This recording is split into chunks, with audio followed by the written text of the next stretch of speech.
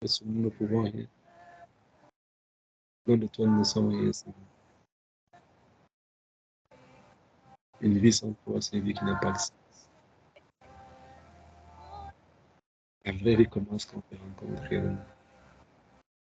Quand il y a cet échange, il y a cette symbiose, cette osmose entre toi et moi. Il n'y a rien dans ce monde qui peut te comparer à ça. Quand tu remplis le cœur de l'homme. Cette amitié-là qui n'est pas basée, cette amitié que tu as avec nous n'est pas basée sur des relations. Que non, je suis avec lui parce que c'est mon ami, parce qu'il donne de l'argent.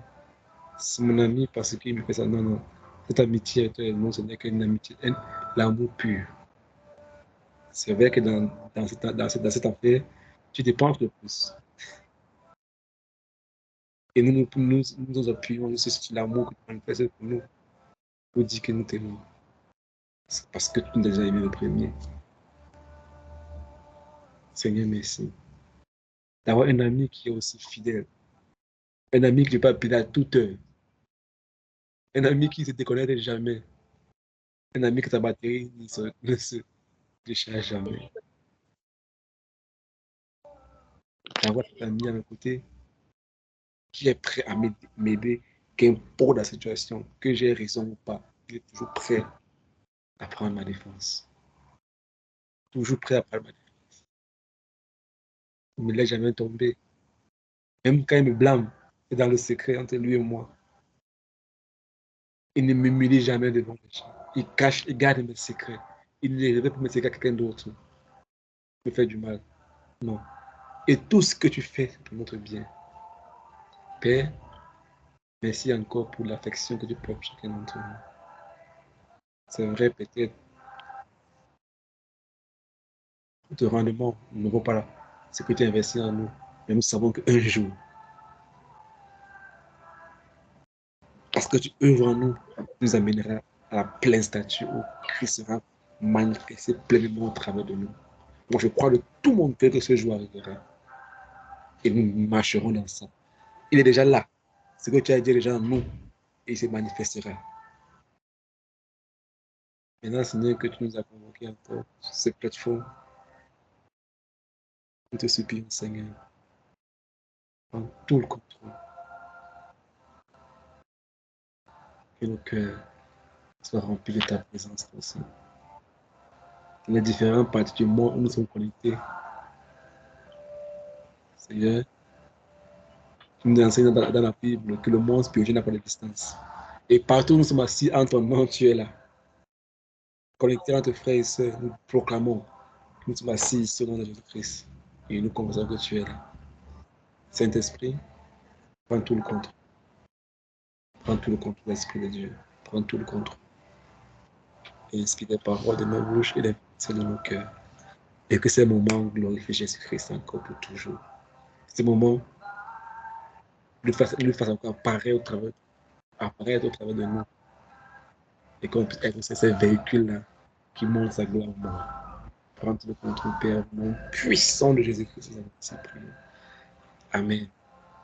Amen. Bonsoir encore à tout le monde. Je ne suis pas encore là. On ne va pas attendre, on va commencer. Parce que je me suis rendu compte que souvent on commence le cours un peu tard. On commence les leçons souvent à 21h40.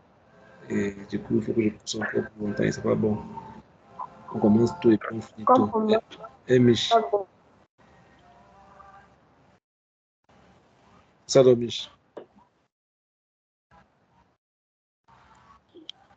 Excusez-moi, le cours dernier, on a pris beaucoup de temps. Je me suis rendu compte seulement quand on a fini que waouh. Je pense qu'on a abusé. On a quand même beaucoup abusé du temps et j'aimerais respecter. C'est 3 heures. J'aimerais respecter vraiment. Désolé, je me demande pardon pour le temps qu'on a pris à dire.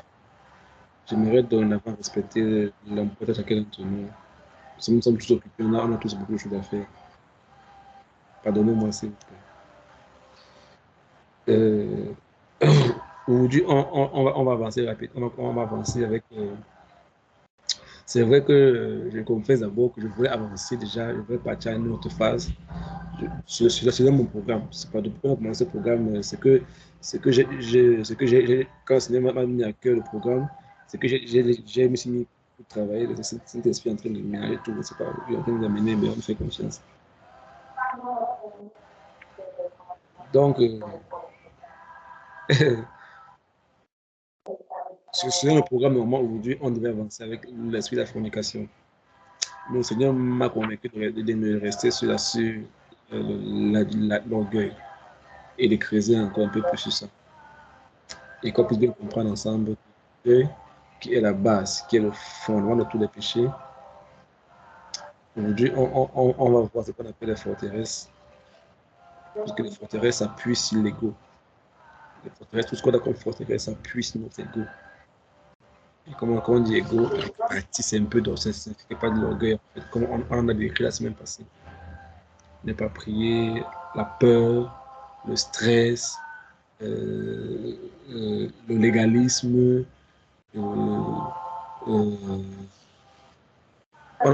a vu quoi? On a vu le légalisme, on a vu l'hypocrisie, on a vu l'ingratitude. Tout cela sont les symptômes de l'orgueil. Et tout ça sont basés sur quelque chose, sur les forteresses.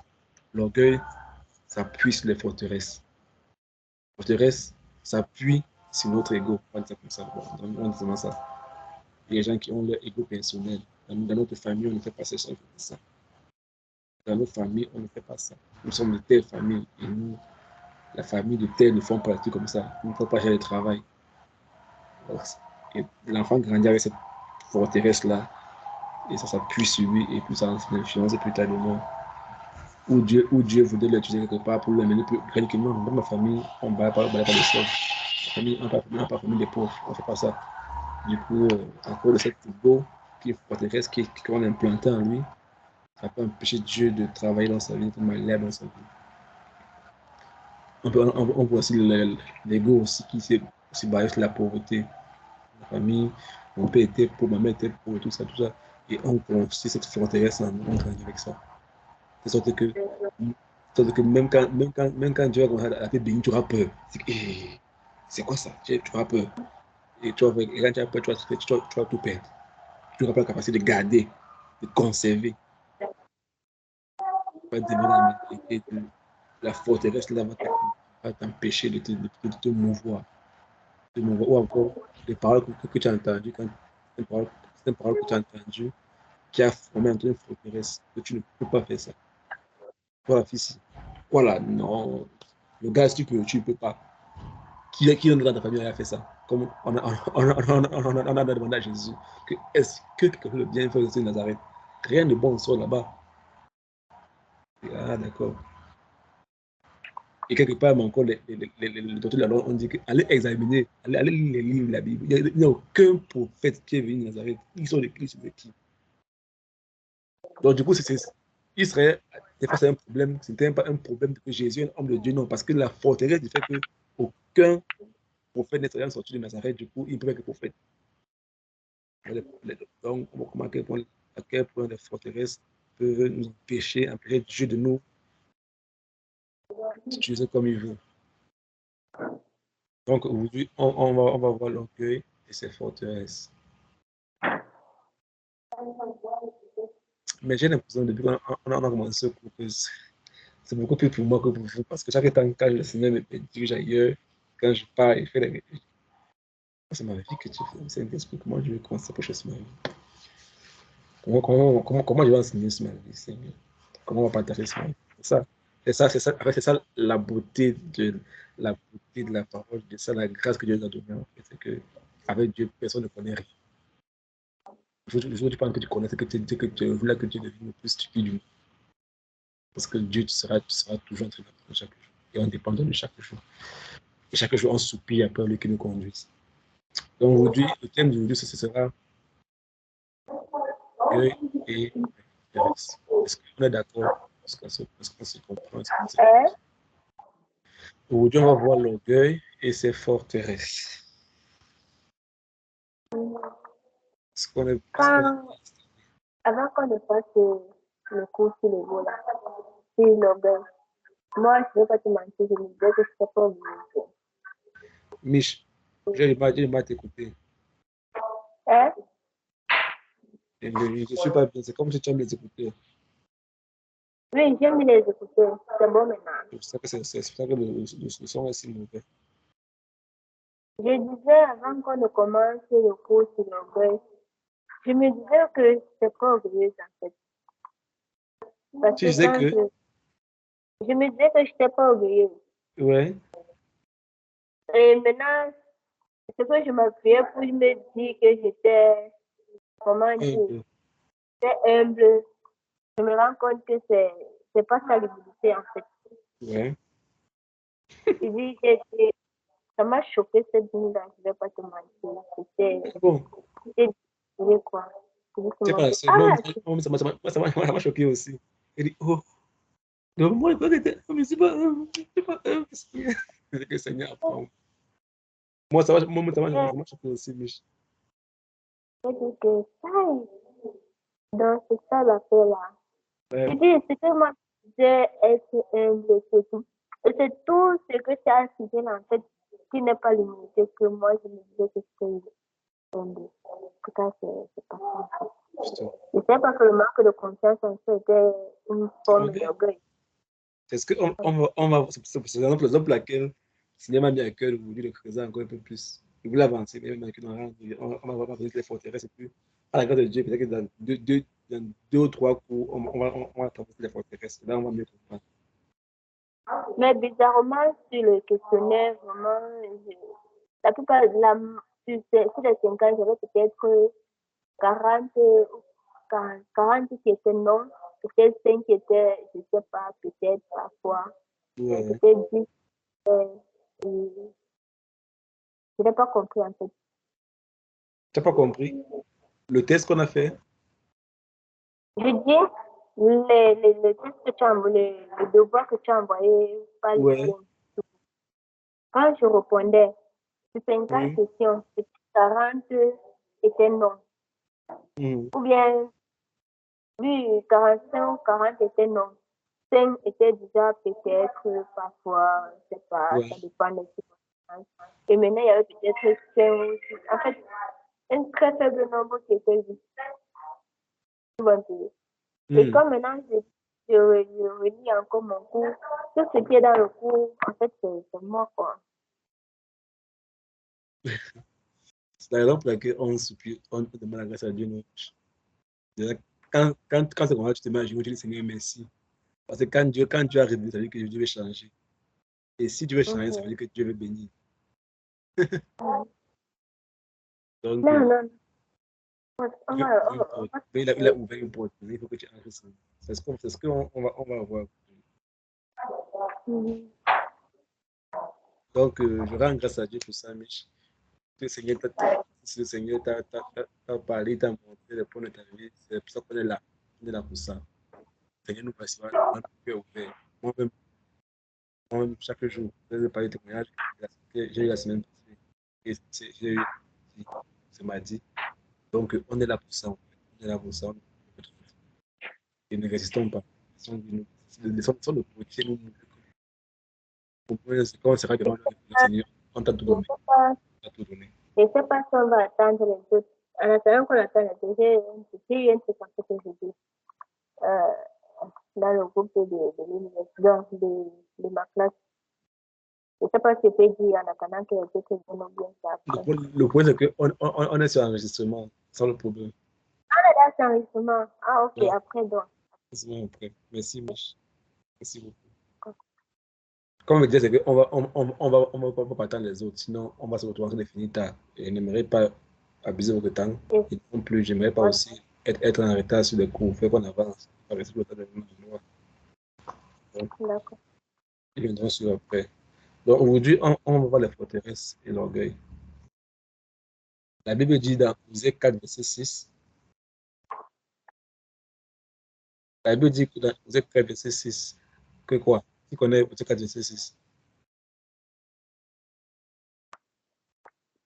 Si on arrive à un moment, on peut même pas Qu'est-ce que la Bible dit dans Osée 4, verset 6? faire. Oh, c'est un verset qui est connu, très populaire.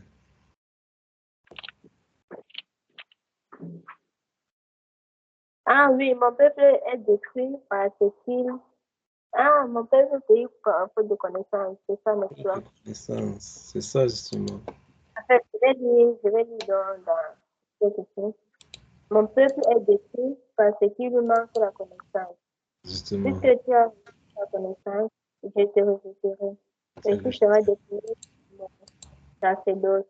Puisque tu as oublié la loi de ton Dieu, j'oublierai aussi tes enfants. Amen. Justement. Donc le Seigneur dit ici à quoi? Que mon peuple à moi est en train de périr. Pourquoi le peuple périt? Parce qu'il manque de connaissance. Après le cours la semaine passée, quand j'ai causé avec une soeur, elle me dit, ah, je comprends pourquoi dans ma vie était comme ça. Je dis que oui, c'est pour ça. Parce qu'il y a l'orgueil dans ton cœur, Dieu te résiste. Quand tu sens les murs partout dans ta vie, Dieu te résiste. Justement, c'est ça. On périt parce qu'on ne connaît pas. Et rappelez-vous, une des plus grandes, l'arme que le diable utilise le plus, c'est l'ignorance. Il combat la connaissance. Tant que tu es ignorant, ce n'est pas le problème. Mich, Joël, c'est-à-dire que si c'est que ton père t'a laissé un testament, a laissé un testament pour toi avec 100 millions à la banque, et que ton oncle a ça, c'est que ça t'appartient. Et il veut l'argent de ton père. Qu'est-ce qu'il va faire? Il va dire que tu ne connais jamais que ton père laissé pour toi, n'est-ce pas? Hein? Tant que tu es ignorant, tu me prends en position ce qui t'appartient. Et tant que tu prends ce qui t'appartient, et lui, il continue d'enjoy. C'est ça que le diable utilise pour jouer contre nous. Il nous empêche de connaître ce qui est en nous. Il nous empêche de connaître ça. Parce qu'on va voir aujourd'hui des forteresses. Par des mensonges, il t'empêche d'entrer dans la possession de ce que tu as. D'aller réclamer ce qui est à toi. Parce que Jésus a donné tout. Il a dit non. Même ton proche qui t'a laissé un bien peut mourir, il est parti. Mais il dit, moi je ressuscite. Pour que si tu viens réclamer sur le testament, il dit que c'est moi qui écris, c'est à toi. Donc il ne peut pas nier, je suis ressuscité. Hein? Je suis là. J'ai dit, c'est vrai, c'est moi. Donc, ici, de quelle connaissance parle-t-on? Sûrement pas des connaissances mathématiques, ni la physique, ni la chimie. Non. Mais ici, on parle de la connaissance de Dieu, qui il est et qui nous sommes en lui. Quand il dit mon peuple paye faire de connaissance, ça veut dire que nous, on ne connaît pas qui Dieu est et qui nous sommes en Dieu. Et c'est peut-être que nous, on périt. En tant qu'enfant de Dieu, moi-même, chaque fois que j'apprends, je prie. Pourquoi c'est l'une des prières. Quand tu pries, n'oublie jamais un point important dans la prière. Seigneur, apprends-moi à te connaître. Père, que ton règne vienne, que ta volonté soit faite. Sa volonté d'abord, c'est l'amour qu'on puisse entrer dans l'intimité avec lui. Et souvent, nous sommes comme un prisonnier qui est en prison. C'est-à-dire qu'un enfant qui est dans une chambre et on ferme la porte. La porte est restée fermée pendant longtemps, pendant beaucoup d'années. Il est resté en prison pendant beaucoup d'années. Et un jour, on déclare qu'il est libéré. Et on ouvre les verrous. Il est dedans. Et puis on lui dit tu es libre. Ou encore ici, il ne sait pas qu'il est libre. C'est comme un prisonnier qui est dans une prison, mais les verrous ne sont pas bloqués. Mais lui, il ne sait pas qu'il faut seulement qu'il pousse et puis il sort. Et il craint. Tellement il a duré en prison qu'il est habitué. Il ne sait pas que. Tellement il est habitué avec la porte fermée, que c'est devenu déjà une habitude pour lui. Le jour où on vient, nous, on ouvre le verrou, il ne sait pas que c'est ouvert, il n'arrive même pas à sortir de la prison. Et c'est ça, en fait, la forteresse que nous avons beaucoup parmi nous. Que moi j'ai, que moi j'avais, je vais dire ça comme ça. C'est-à-dire, il y a des points dans ta vie que, à la croix, Jésus nous a libérés de tout ça. Et on ne sait pas. Et on vit à l'intérieur. Jésus a ôté les choses dans nos vies, mais on continue à rester à l'intérieur parce qu'on ne sait pas. On ne sait même pas. Et le diable continue à nous presser, à nous piller, à nous presser. Pourtant, en général, la porte est fermée. Imaginez un peu ça, Mich.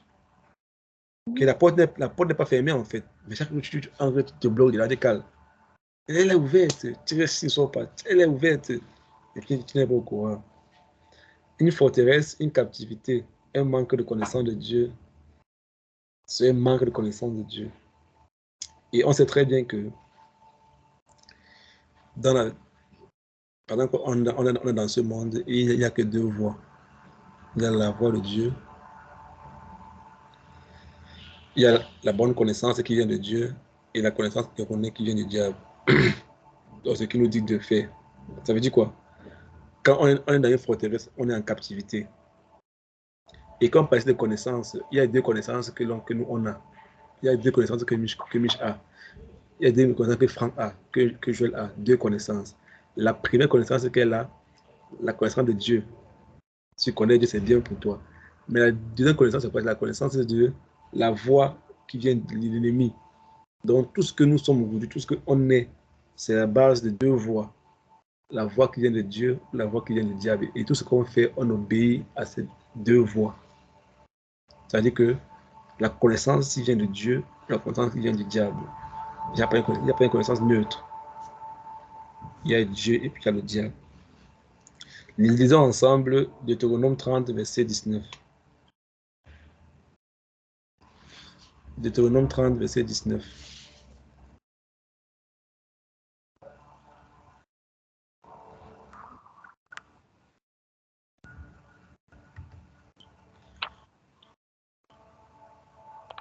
Deutéronome 30, verset. Ouais. J'en prends aujourd'hui à témoin contre vous le ciel et la terre. J'ai mis devant toi la vie et la mort, la bénédiction et la malédiction. Choisis la vie afin que tu vives, toi et ta postérité. Amen. Amen. Amen. Donc Dieu dit quoi? C'est là qu'il met devant nous deux chemins, n'est-ce pas? Le chemin de la vie, le chemin de la mort. Il dit c'est devant vous. Je mets ça devant vous. C'est devant vous. Je ne te force pas. Hein? On comprend ça? Oui. Dieu a dit je ne te force pas. C'est devant toi. Choisis. Mais moi je te conseille. Dieu dit je te conseille de choisir la vie. Je ne veux pas que tu périsses. Je t'ai créé comme moi. Et que tu as le libre arbitre de faire ce que tu veux. Mais je ne te force pas. N'oubliez jamais ça. N'oubliez jamais ça. Dieu va t'interpeller. Dieu ne va jamais te mettre la pression. Bon, c'est vrai, souvent il va te mettre la pression. En fait, il ne va pas t'obliger à faire quelque chose. Voilà, c'est le mot que je voulais utiliser. Dieu ne va jamais te obliger. Même pour Jonas, Dieu l'a interpellé et il a décidé lui-même. Il faut que j'obéisse à Dieu cette fois-ci. Dieu, c'est le diable qui t'oppresse. Le diable oppresse. Dieu n'oppresse pas, Dieu conseille. Je te conseille, il ne va rien te presser comme il va te presser avec l'esprit, va te presser. Vol. Vas-y, fais comme ça. Non, Dieu ne va jamais faire ça. Il va te conseiller toujours avec une voix calme, douce. Toujours. Et je prends une parenthèse pour rapidement passer dessus. Même concernant le mariage, Dieu ne va jamais, bon, te dire que va épouser telle personne. C'est rare dans la Bible. Très rare dans la Bible. Très rare dans la Bible. Vous allez voir ça dans la Bible. Dieu rapporte les gens et vous décidez vous-même. Venez devant lui, Seigneur, c'est telle personne. Mais en général, Dieu vous place l'un à l'autre et vous décidez. Au commencement, Dieu a mis l'homme dans le jardin d'Éden. L'homme qui a dit que voici la chair de ma chair. C'est lui qui a. Mais Dieu a vu qu'il n'est pas bon que l'homme soit seul. Qu'il n'est pas bon que l'homme soit seul. Et que tu es déjà dans la volonté de Dieu pour ta vie. Tu œuvres déjà pour Dieu. Et Dieu voit que tu es prêt.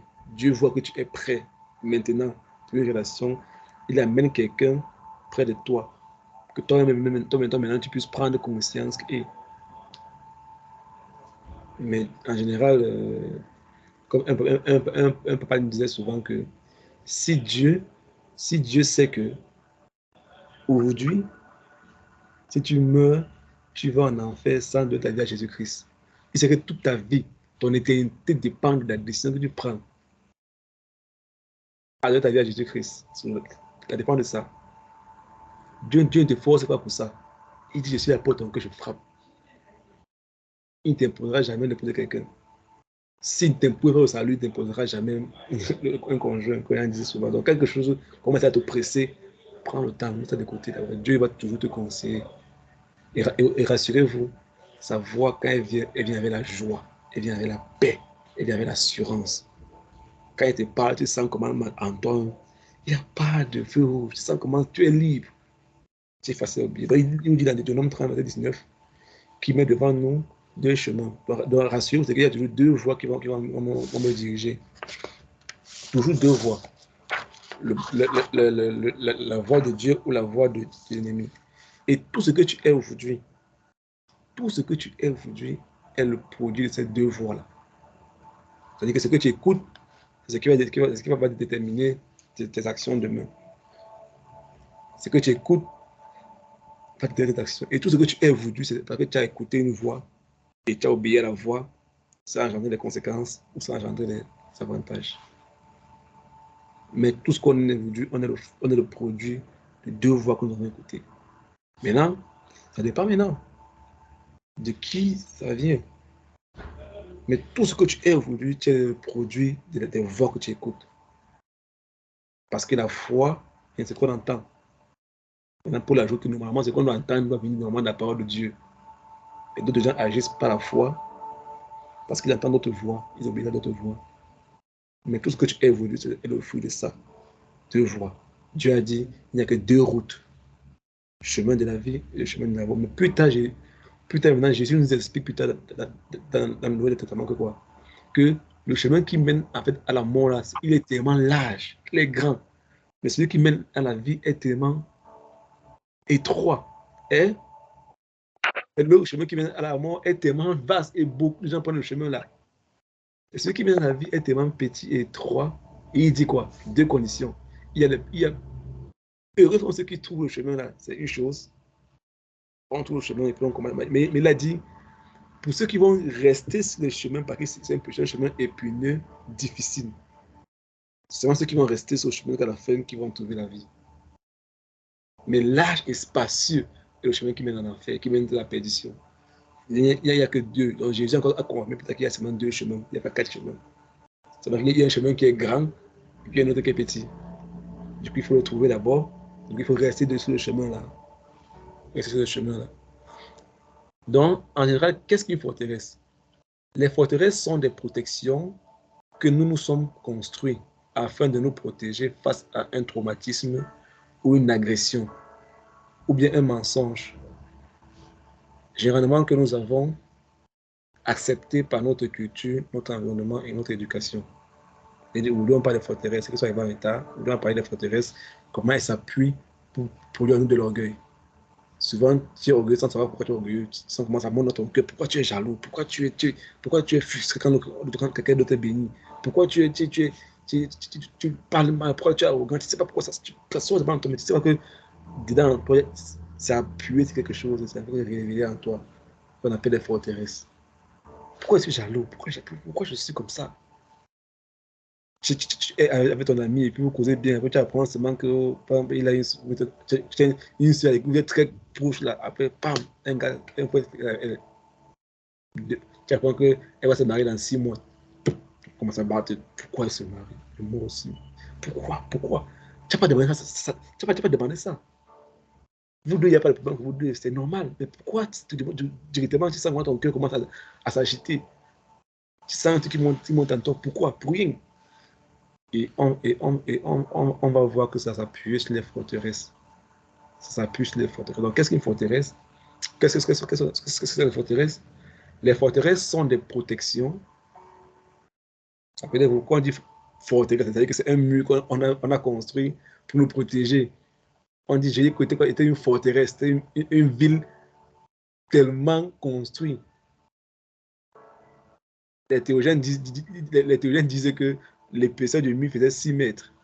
Donc, c'était une ville construite, donc bâtie pour protéger la ville. Elle était bien renfermée, bien encerclée. Ça, c'était Jéricho. Donc, les forteresses sont des protections que nous sommes construits afin de nous protéger face à un traumatisme ou une agression, ou bien un mensonge, généralement que nous avons accepté par notre culture, un mensonge qu'on a accepté par notre culture, par notre environnement ou par notre éducation. Le mensonge qu'on a accepté. C'est une caracasse, comme une coquille de protection, d'un déni, d'une fuite, ou encore une échappatoire face à cette réalité trop dure qui nous renvoie à un sentiment d'échec et d'impuissance. Ça veut dire quoi? C'est une carapace, c'est une coquille de protection, d'un déni ou encore une fuite, un échappatoire face à cette réalité trop dure qui nous renvoie à un sentiment d'échec, d'impuissance. C'est-à-dire que quand tu étais face à l'échec ou l'impuissance, tu te sentais impuissant plusieurs fois, qu'est-ce que tu fais? Tu construis une forteresse, tu te protèges de ça. Ton âme te construit une forteresse, te protège de ça. Tu as grandi dans une famille où tout le temps, tu as vu peut-être que ton père qui tape ta mère, qui tape ta mère, qui tape ta mère tout le temps. Et quand tu grandis, tu te dis, bon, moi, je ne vais jamais me marier. Les hommes sont... Tu construis une forteresse, te protège de ça, parce que tu as souffert de ça. Quand ton père bat ta mère, tu étais impuissant, tu ne pouvais rien faire. Tu ne pouvais rien faire. Puis les personnes tombent dans l'intérieur. Du coup, non, les hommes, ou encore même, tu peux te marier, quand tu te maries, comment parler, ça met un peu fort. Ouais. C'est comme si ton temps c'est fini. Parce que ça réveille en toi ce sentiment d'impuissance, d'être le sang, tellement puissant. Parce que tu as grandi dans ça, en fait. Tu as grandi dans ça. Et du coup, tu t'es construit une coquille, en fait. Il y a des personnes, par exemple, quelqu'un que je connaissais, en fait, bon, je ne le connaissais réellement, mais je lisais quand même chacun certains de ses livres. Où dans le livre, il raconte, en fait, qu'il est devenu enfant de Dieu pendant longtemps sans savoir qu'il souffrait d'une forteresse. C'est-à-dire, il n'arrivait pas à garder une relation pour beaucoup de temps. C'est-à-dire, quand il a une relation, quand elle devait devenir un peu sérieuse, et puis il cherchait un prétexte pour fuir. Parce que dans sa vie, en fait, il a grandi dans une famille, il a été élevé seulement par sa mère. Et c'était difficile pour lui parce que sa mère et lui, ils ont beaucoup eu des difficultés. Bon, pas de difficultés, mais en fait, sa mère a beaucoup souffert. Par exemple, son père était un homme un peu un peu difficile. Un peu difficile. Du coup, tout l'amour qu'elle pouvait donner à un mari, elle a porté tout cet amour vers son fils. Et il dit que toute son enfance, sa mère était trop présente. Elle le surveillait, elle les habille, elle rend sa chambre, donc elle donne tellement, elle le suivait un moment, il sentait étouffé par elle. Et ça, lui, du coup, il a commencé il a mal compris l'amour du maman, en fait. Parce que tout le temps, il fallait qu'elle dort avec lui, tout ça, tout ça. Et pour lui, c'est comme si elle étouffait, elle prenait tout son espace, en fait. Il n'avait pas de vie. Du coup, chaque fois qu'il rencontre une fille et que ça devient un peu sérieux et puis il veut fuir parce qu'il veut se protéger de ce qu'il a grandi dans son enfance. Donc, je reprends encore la définition pour ceux qui n'ont pas bien compris qu'est-ce que les forteresses. Les forteresses sont des protections que nous nous sommes construits afin de nous protéger. Je vais le dire doucement. Les forteresses sont des protections que nous nous sommes construits afin de nous protéger face à un traumatisme ou une agression ou bien un mensonge généralement que nous avons accepté par notre culture, par notre environnement ou par notre éducation. C'est une carapace comme une coquille de protection, un déni, une fuite ou une échappatoire face à une réalité trop dure qui nous renvoie à un sentiment d'échec et d'impuissance. C'est trop long, je vais saisir, je vais mettre dans le groupe après, vous allez comprendre. Donc, la psychologie, je vais entrer un peu dans les cours de relation d'aide. Désolé, mais on va arriver là, il faudrait qu'on touche ce point-ci pour qu'on puisse bien comprendre. Dans la psychologie, appelle ça l'inconscient, en fait, ou encore des lapsus. Ou encore des lapsus. Donc, l'inconscient, c'est notre moi à l'intérieur, c'est le vrai toi, en fait, dans ton âme, en fait. Quand on parle d'inconscient, ça veut dire que c'est quand le vrai toi, quand c'est le vrai toi qui parle, sans restriction. Par exemple, pour connaître quelqu'un, on passer beaucoup de temps avec lui pour connaître souvent c'est les motivations de son cœur. C'est-à-dire que, bon, c'est vrai, en tant qu'enfant de Dieu, c'est pas très important.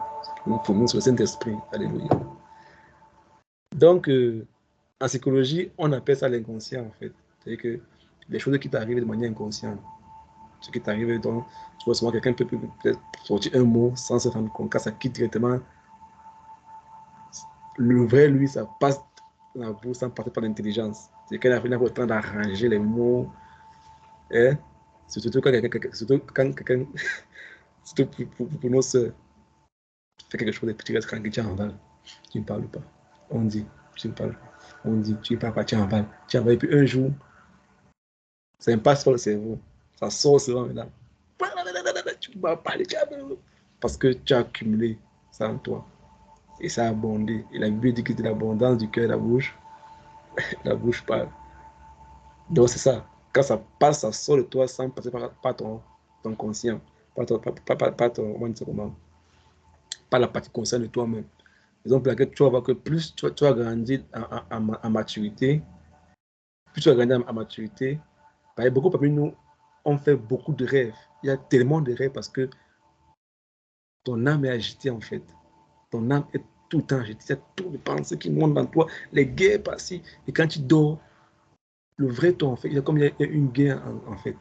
Et quand tu dors en fait, ton cerveau, il est en repos. En général, il est censé se reposer. Que, normalement, quand tu dors, parce que quand tu dors en fait, ton cerveau veut supprimer toutes les informations de la journée. C'est pour ça que le cerveau fonctionne en fait. Donc quand tu te couches pour dormir la nuit, il supprime les informations de la journée. Il gagne égal ce qui est important. Ce qui t'a touché dans ton âme. Mais en général, ce que tu as vu et tout, il supprime. Il fait une sorte de recette en fait tous les soirs. Du coup, maintenant, il y a certaines parties d'informations en fait, qui sont restées à l'intérieur de ton âme en fait. Ce que tu as écouté, ce que tu as vu, du coup, ça va prêter. Bon, c'est un peu très compliqué. Je ne peux pas entrer dans les détails, dans la mémoire temporelle, la mémoire permanente. Mais en fait, ce qui se passe, c'est que souvent, quand tu dors, souvent, quand tu dors, souvent, les rêves que tu as fait, qui t'ont souvent beaucoup frappé, c'est quand Dieu t'a montré le vrai toi. Parce que Dieu aime parler souvent par les rêves, parce que dans les rêves, c'est le vrai toi là-bas. Ton cerveau, en fait, est quelque part à 80%, il ne fonctionne pas. C'est le vrai toi. Et puis, on voit les choses, comment ton âme agitée et tout ça. En général, c'est ça, parce que c'est ton vrai toi là-bas. C'est quand une parole qui directement de ton inconscient et ça sort directement de toi-même.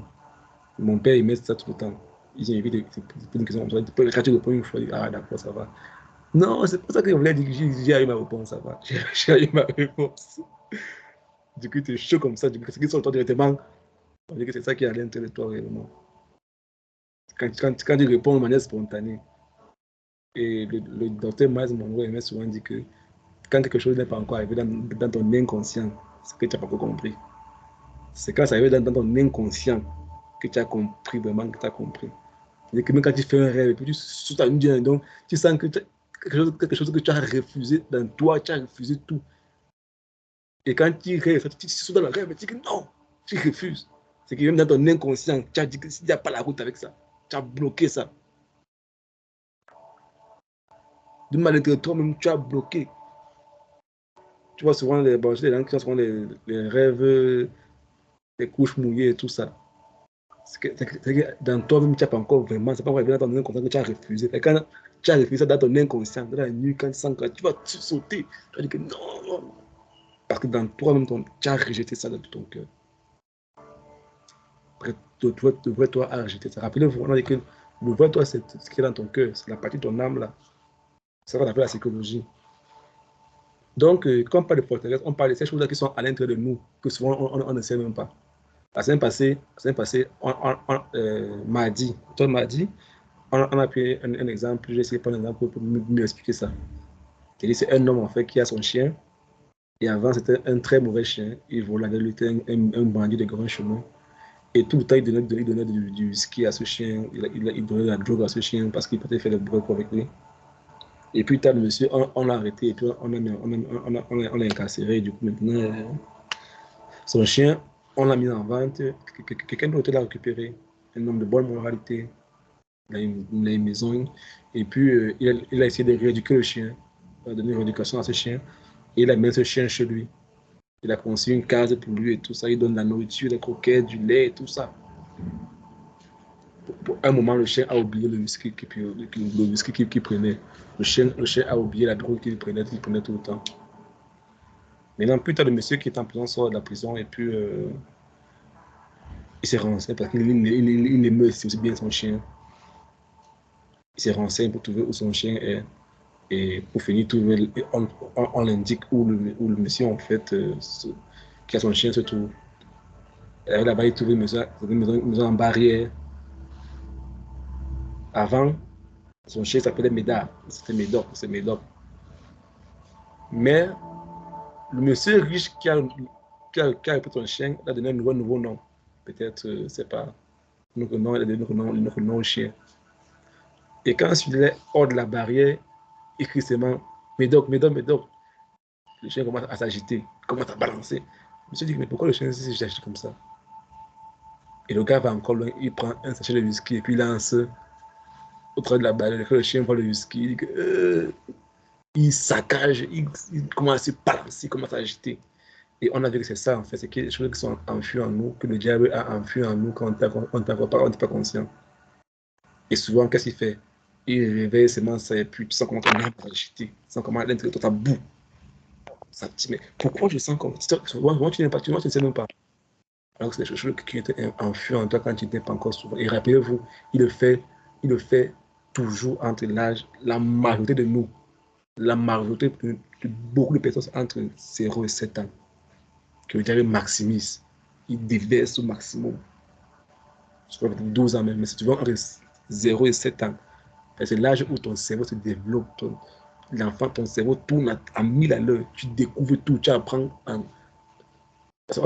psychologie, on dit que l'enfant entre 0 et, et, et 7 ans, il apprend par imitation. Tout ce qu'il fait, c'est qu'il a vu les parents faire les mythes. Il voit et puis pose des questions. Pourquoi il veut se imiter, il veut se imiter, il veut se imiter. Parce qu'à ce moment, sa personnalité n'est pas encore formée. Et c'est tout ce qui résonne comme information qui forme sa personnalité. C'est ça qui forme le vrai lui, en fait. C'est que, par exemple, chez les Juifs, ils disent qu'un enfant, c'est avant 7 ans qu'on fait de lui ce qu'on veut qu'il soit quand il sera adulte. Parce que l'adolescence n'est qu'une période transitoire. C'est quand il devient adulte que le bébé qui est en lui commence à sortir. C'est entre 0 et 7 ans que le diable fait il met le maximum de la famille. Tu vois souvent un couple, sont heureux, bien, mais tu vois qu'il y aura 1, 2, 3 enfants, le mariage va partir en bride. Le diable, c'est là que le diable, il s'en fout de vous deux. Il veut détruire les enfants maintenant. Il veut gâter leur vie. Du coup, il faut mettre en querelle, les haines, c'est pas d'où ça sort. Les problèmes sortent de nulle part. Parce qu'on veut déverser la vie des enfants.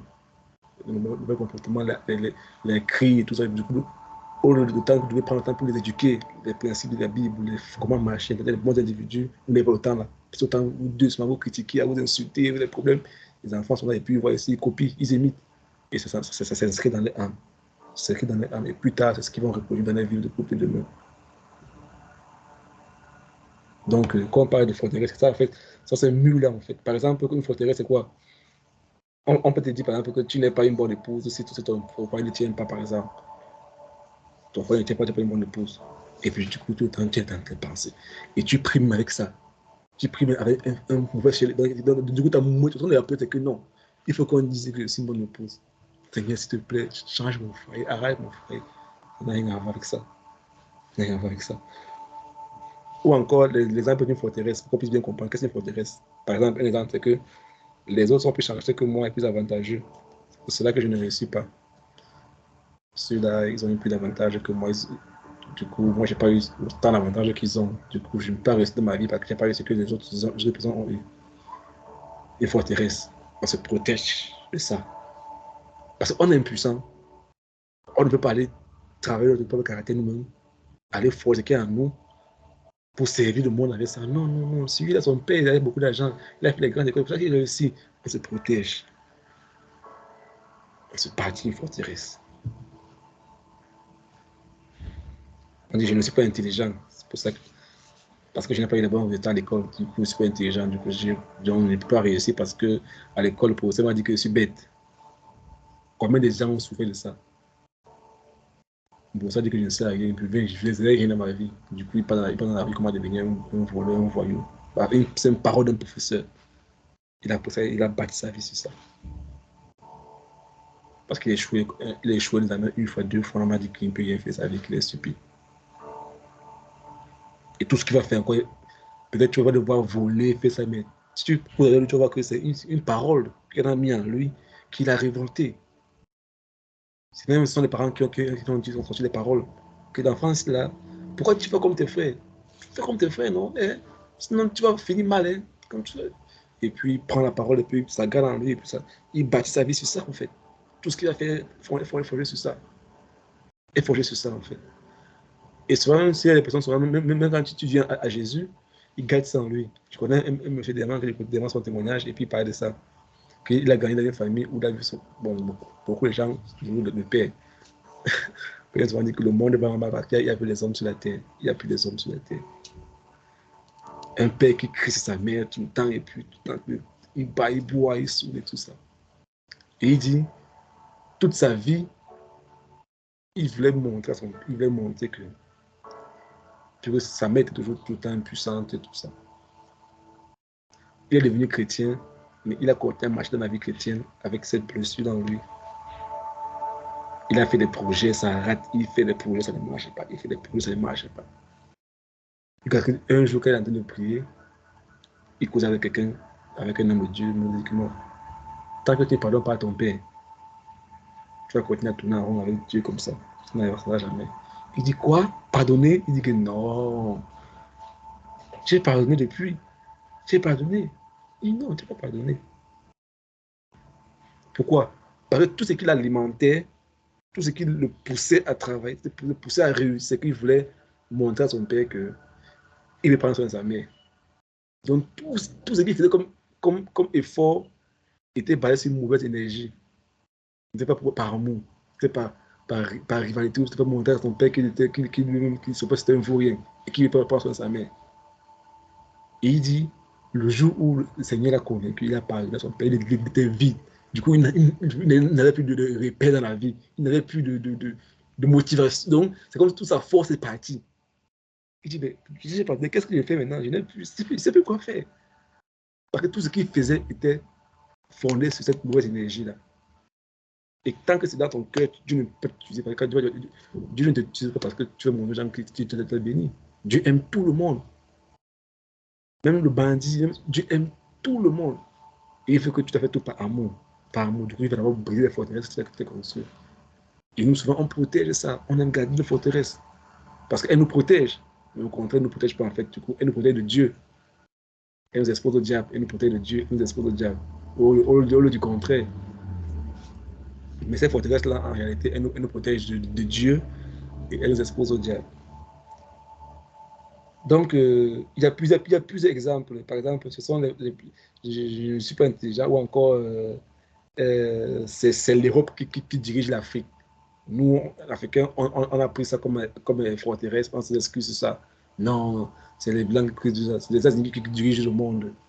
Non, les Noirs, l'Afrique ne peut jamais être comme ça. Les Blancs sont plus intelligents que les Noirs. C'est un Blanc, c'est normal, c'est un Blanc. Souvent, tout le temps, parler comme ça, c'est normal, c'est un Blanc. Donc, du coup, et puis, c'est normal que c'est un Blanc. Nous, les Noirs, on ne peut pas.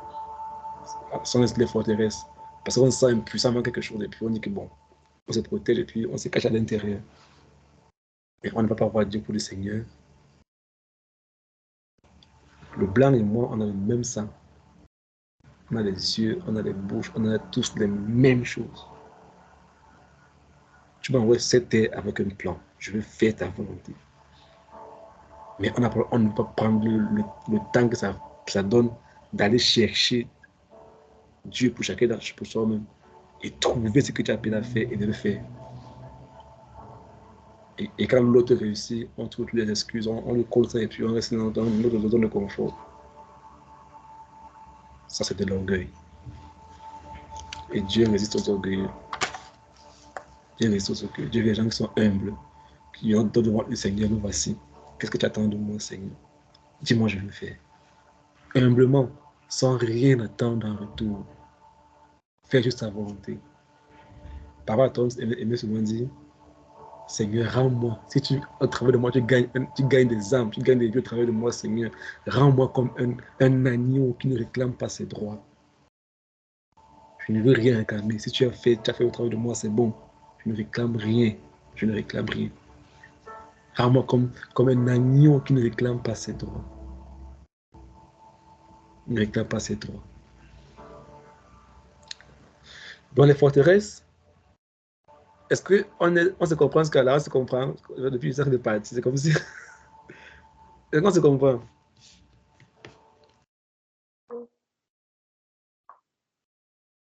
C'est clair ce qu'ici? Merci, Joël. Merci. C'est clair, n'est-ce pas, j'espère?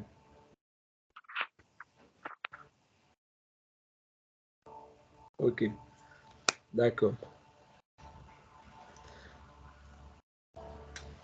Donc,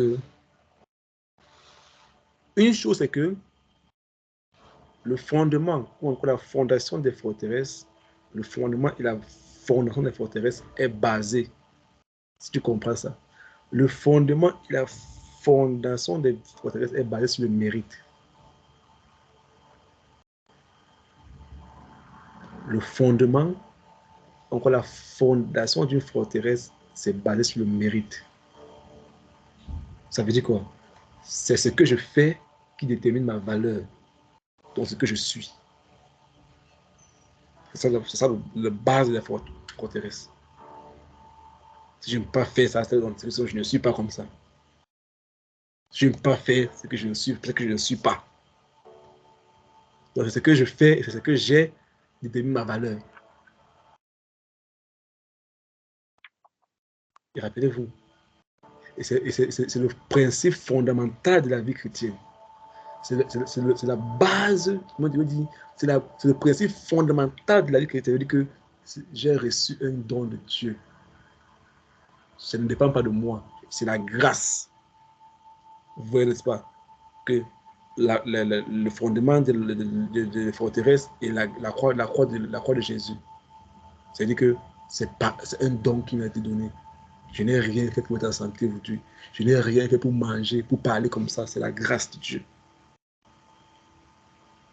Il y a des gens qui boivent de l'eau, ils boivent l'eau et puis ils meurent, s'étouffent, ils meurent. Moi, je n'ai rien fait.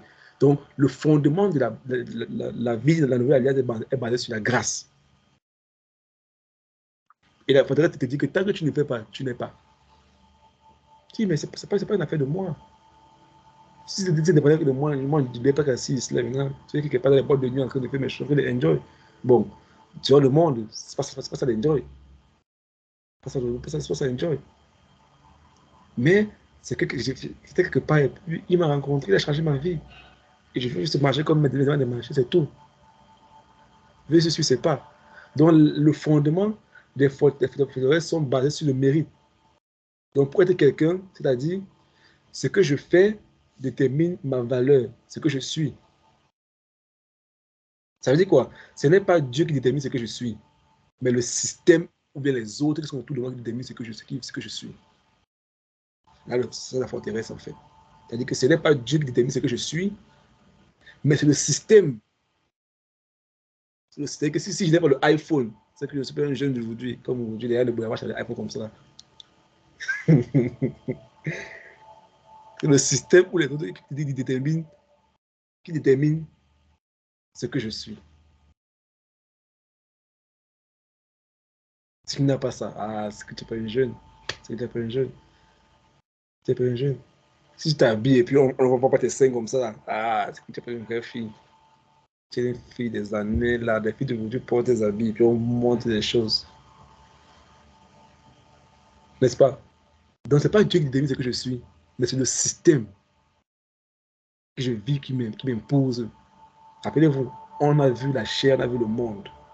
Le monde, c'est le système qui est le diable, met les choses dans le monde pour que notre chair nous fait courir vers ces choses-là. Chaque jour, il actualise, chaque jour, il actualise, on actualise, on court, on n'arrive pas, on court, chaque jour, on arrive, on court, on n'arrive pas. On court, on n'arrive pas. T'as une histoire d'une jeune fille qui avait donné sa virginité à cause de l'iPhone 11. Aujourd'hui, il y a encore 14, je ne sais pas comment elle va faire maintenant. À l'époque, elle a 2 ans. Elle s'est fait déléger à cause de l'iPhone 11. Aujourd'hui, on est à 14, bientôt sorti 15. Donc, vraiment, chaque jour, on actualise. On actualise, on actualise. Et les choses commencent toujours à, se, à changer, à se développer de plus en plus chaque jour.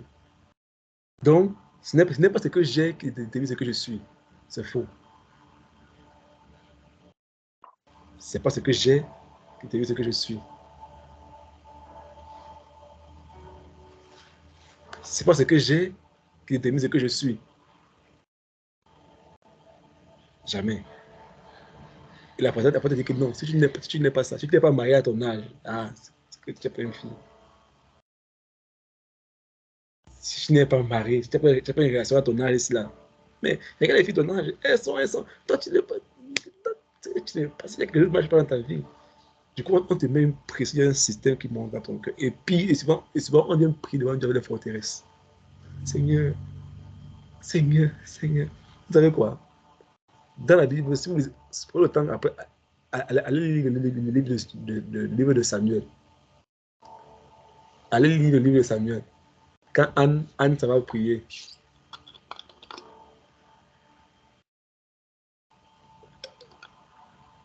elle va prier. Seigneur, s'il te plaît, donne-moi un enfant. Ma épouse Pénina se moque de moi. Oh Seigneur, chaque jour je te moque de moi que je suis stérile, il n'y a pas d'enfant. Et puis elle prie. Elle prie. C'est la base des forteresses. Mais gloire à Dieu quand même, elle est restée, elle est restée, elle est restée dans la prière. Elle n'avait pas de secours, elle n'avait pas de notre recours. Et je lui ai dit que non. Le jour sur le jour, elle cale là-bas. Elle cale. Elle reste là-bas. Elle reste là-bas. Et là, le Seigneur l'a inspiré. Elle a dit, bon, d'accord, j'ai trop parlé de moi. Il faut que je change un peu le système. Tu sais quoi, Seigneur, si tu me donnes un enfant, c'est un seul. Je vais te mettre l'enfant là. Ah, d'accord. Elle a compris maintenant que ce n'est plus une affaire, ce n'est pas une affaire de toi, une affaire de qu'est-ce que Dieu veut. Qu'est-ce que Dieu veut. Qu'est-ce que Dieu veut. Elle dit, oh, ok, tu as prié ma prière. Tu as prié ce que je t'attendais. D'accord. Maintenant, tu seras enceinte. Et souvent, on prie sur la barre de forteresse. Motivation, basée sur les forteresses. Ça veut dire quoi? Juste. C'est ce que les autres veulent de moi que je devienne. Et rappelez-vous, si tu ne sais pas qui tu es, les autres te diront ce qu'ils veulent que tu sois pour eux. Ne jamais ça. Si tu ne sais pas qui tu es, les gens autour de toi te diront ce qu'ils veulent que tu sois pour eux, que tu deviennes pour eux. Si tu ne sais pas que tu es une fille du royaume, un garçon du royaume, les gens ils vont te draguer, ils vont te prendre pour une prostituée. Et si tu ne dis pas non, tu ne bloques pas. Et puis, ils voudront faire ce qu'ils veulent. Les gens vont te prouver des choses qu'ils veulent que tu deviennes pour eux. Gars, on peut un peu fumer, gars, on peut faire ça, on peut faire ça. Mais si tu ne sais pas qui tu es, ils te diront ce qu'ils veulent que tu sois pour eux. Et c'est ça, et même dans l'église, si tu ne connais pas ce que tu as appelé à faire, du coup, beaucoup de leaders n'aiment pas souvent enseigner ces messages parce qu'ils savent qu'ils aiment bien manipuler les chrétiens, ils aiment bien manipuler les gens. Ils savent que si tu sais ce qui tu es, du coup, ça sera difficile pour lui de continuer à avoir la même mise sur vous pour vous manipuler comme vous voulez, comme il veut. Il y a des choses qu'il n'enseigne pas. Et non, non, non, non. Parce qu'il ne veut pas que les gens soient libres. Pourtant, c'est contradictoire ce que Jésus enseigne. C'est même les enseignements les éthiques. Jésus a enseigné les disciples qui deviennent comme lui. Il les a tout appris. Jésus les a tout appris. Il n'a rien caché aux disciples. Mais toi, tu veux que les gens soient autour de toi chaque temps. Non, il donne pas de moment. Pourquoi? Pourquoi?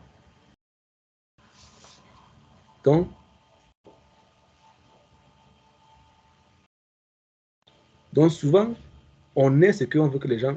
Souvent, on est ce qu'on veut que les gens. Ce que les gens attendent de nous. On fait ce qu'ils veulent. Et souvent, on n'est pas nous-mêmes. C'est-à-dire, on est ce que les gens veulent qu'on devienne pour eux. On a grandi dans ce système-là. On est ce que les gens veulent qu'on soit de nous. Du coup, si je veux qu'ils soient contents, je dois faire ça. Si je veux qu'ils soient contents, du coup, on passe notre vie à demander, à chercher les regards des gens tout le temps, parce qu'on ne peut pas décevoir, on peut tout le temps chercher à attirer les regards des gens. Du coup, on est en train de se tuer nous-mêmes. Vous savez quand tout ça a commencé? Ça a commencé dans l'enfance. C'est-à-dire que quand tu es né, tu étais content. Quand je savais ça, je me rappelais un peu. Quand tu étais encore tout jeune, quand tu grandis, puis tu commences à courir, tu marches, tu es content, tu commences à courir. Pour ceux qui peuvent se rappeler, moi je me rappelle de mon enfance. Et quand tu commences à grandir, quand tu as 1 an, 2 ans, il y a des choses que bon, c'est normal. Tu fais des choses, c'est l'enfant, c'est l'enfant. Et toi, tu es content de découvrir la vie. Tu peux monter les fauteuils, tu peux faire ce que tu veux et puis on s'en fout. Et après un moment, même, quand on va te dire que c'est bon, mais après, avec un certain âge, les parents vont commencer à t'empêcher d'être toi-même. C'est ça la triste réalité, en fait. On va nous empêcher d'être nous-mêmes. Les parents vont commencer à s'aimer dans les cœurs des enfants. Non. Regarde telle personne, il faut pas faire comme telle personne. Souvent même, les parents qui ont appris les enfants à mentir. Je ne dis pas qu'on doit éduquer les enfants, on doit éduquer selon la voie du Seigneur. La Bible selon la voie du Seigneur. On doit éduquer, la Bible dit qu'on doit nous fouetter l'enfant pour lui mettre le chemin parce que la folie attache le cœur de l'enfant. C'est le bâton qui la délivre. C'est normal. Mais on ne nous a pas appris avec nous-mêmes. On ne nous a pas appris à nous découvrir nous-mêmes. Les parents ne nous ont pas appris à devenir nous-mêmes. Parce qu'eux-mêmes ne savaient pas. Eux-mêmes étaient aussi victimes de certaines choses. Ça a commencé dans l'enfance. Aujourd'hui, on ne va pas entrer ici. On va voir ça, comment on fait la relation d'aide. On va entrer dans les domaines ici. Comment ça a commencé. Comment ça a changé. Aujourd'hui, c'est un peu ça qu'on peut voir les forteresses. Quand ça commence, c'est dans ton enfance. C'est-à-dire que quand tu veux connaître, on te répond. Et un jour, quelqu'un vient à la maison. Ta mère là, maman là, elle dort. On va dire maman qui la cherche. Je sais pas, maman. Tu es folle. T'es là. La dernière fois. Tu vois que c'est là, quand tu on dit que je suis là ou pas. Je dis, ah. Donc, il y a un moment où il va dire la vérité, un moment où il va dire la vérité. Je dis, ok, d'accord. J'ai compris. Non, demain, maintenant, quand elle a mis l'argent et puis tu as pris l'argent. Ok, tu m'as appris qu'il y a un moment qui doit directement, il doit je cache le moment maintenant ici. Je ne sais pas qui a pris. Qui a pris, je ne sais pas. Pourquoi? Tu as appris. Maman t'a appris à dire que non, il y a un moment où on dit la vérité. Et un moment où on ne dit pas. Elle était en danger. Elle a voulu que tu manges. Toi, tu as appris maintenant, tu sens en danger, que tu vas devoir te fouetter. Du coup, tu caches. C'est subtil en fait. Et les parents ne se rendent pas compte de ça. Bon, on ne se rend pas compte de ça. Moi, je sais. Ça commence dans les mondes très petits. Et puis, on a grandi avec ça. On a grandi avec ça. On a grandi avec ça. Jusque-là, j'espère qu'on est d'accord. C'est clair ce cas-là, n'est-ce pas? C'est clair, n'est-ce pas? Donc, une mauvaise description de toi-même peut venir d'un parent, ça peut venir d'un ami, ça peut venir d'un proche ami, un enseignant à l'école qu'on avait plus tard. Et du coup, tu portes ça à l'intérieur de toi. Tu transposes ça dans ta vie. Qui a dit ça, moi? Non, je ne suis pas comme ça. Non. Non, mais Dieu te dit que tu es comme ça, tu dis que non, je ne suis pas comme ça. Du coup, même quand tu lis la Bible, souvent, tu lis un verset. Non, ça, c'est pas pour moi. C'est pour les gens. Pour moi, là, non, non, non. Pour moi, là, c'est pleurer, s'apitoyer, souffrir. Mais quand la Bible dit que tu vas te bénir, que tu es béni dans tout qu'on a bénédiction, la Bible dit que tu es dans les lieux avec Christ, la Bible dit que tu es en Jésus. Tu lis, tu vois bien. Mais en toi, là, tu dis que non, c'est pas moi. Ça, c'est pas moi. Tu veux même souvent croire, mais en toi, il y a les bagarres. Tu n'es pas comme ça, c'est faux. Pire encore pour certains comme nous. Moi, quand je n'étais pas encore enfant de Dieu, je vivais dans la masturbation. C'était difficile pour moi. Et quand je prie, quand je parle à l'église, je chante, je rentre, quand je chute. Tu as entendu mon père dit non, tu ne peux pas, mon gars, laisse tomber les affaires là. Fais tes choses. Il dit que tu as menti, c'est faux. Je me rappelle la période là aussi, quand on le payait avec le pasteur Ivan. C'est faux, c'est faux. Tu refuse d'avoir, je ne suis pas ça. Dieu a dit que je suis pur, je suis pur. Dieu a dit que je suis fort, je suis fort. Cette fois, le juste tombe, mais il se relève. Tu restes debout, tu continues, tu continues, tu continues. Tu ne laisses pas tomber. Dans les fausses paroles, ou encore plusieurs personnes encore, j'en connais, il y a des gens souvent que leur foi a été dévastée à cause d'une mauvaise prophétie, ou encore d'une mauvaise parole de connaissance, sur lesquelles ils ont battu leur vie. Après, plus tard, se rendent compte que c'était un mensonge. Et toute leur vie est partie dans tous les sens. Ça, on en entend dans ça aujourd'hui. Mais c'est des petits détails comme ça qui ont créé en nous des forteresses. Qui ont créé en nous des forteresses. Des moments que je vais raconter l'histoire d'une jeune fille, en fait. Une jeune fille, en fait, qui a gardé en elle. C'est-à-dire, jusqu'à ses 13 ans, 14 ans, elle urinait toujours sur le lit. Et puis c'est toujours sur le lit, en fait. Elle dormait et puis dans la nuit, et puis elle urinait sur le lit. Et voilà, un jour, ses camarades de classe arrivent à la maison. Ses camarades arrivent à la maison. Et sa mère, quand fait ça pour la mettre la pression pour qu'elle ne doit plus uriner, porte tes urines, tu mets dehors. Une fille comme toi, comme ça. Sa mère, c'est que son et puis elle dit, à ton âge, tu urines encore. Hein? À ton âge et tout ça. C'est quand même les classes, c'était au moins 3 camarades de classe. Et elle dit que toute sa vie, pour qu'elle puisse pardonner à sa mère, c'est difficile. C'est comme si c'était un poignard qui est parti dans son cœur.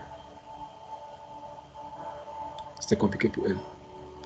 Même de respecter, de voir même une maman comme aimante. Et quand on dit qu'une mère aime, c'est pas que sa mère, mais la parole, c'est que sa mère a fait ce jour, vraiment, comme ça, tout chamboulé dans sa vie, en fait. Et ça enfui en elle, c'est subtil. Et souvent, elle va prendre des décisions, se basant sur ça.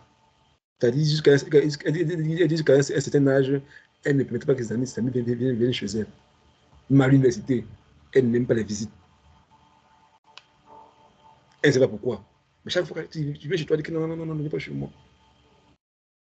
Elle ne sait pas pourquoi. Mais cette intégrité enfui en elle. C'était caché à l'intérieur de son cœur.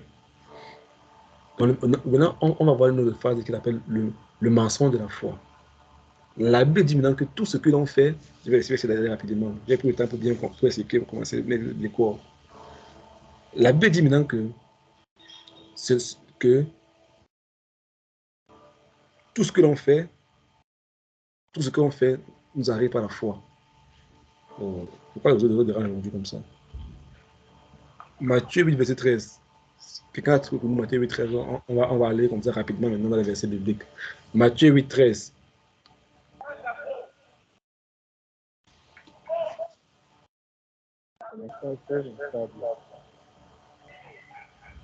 Matthieu 8, 13.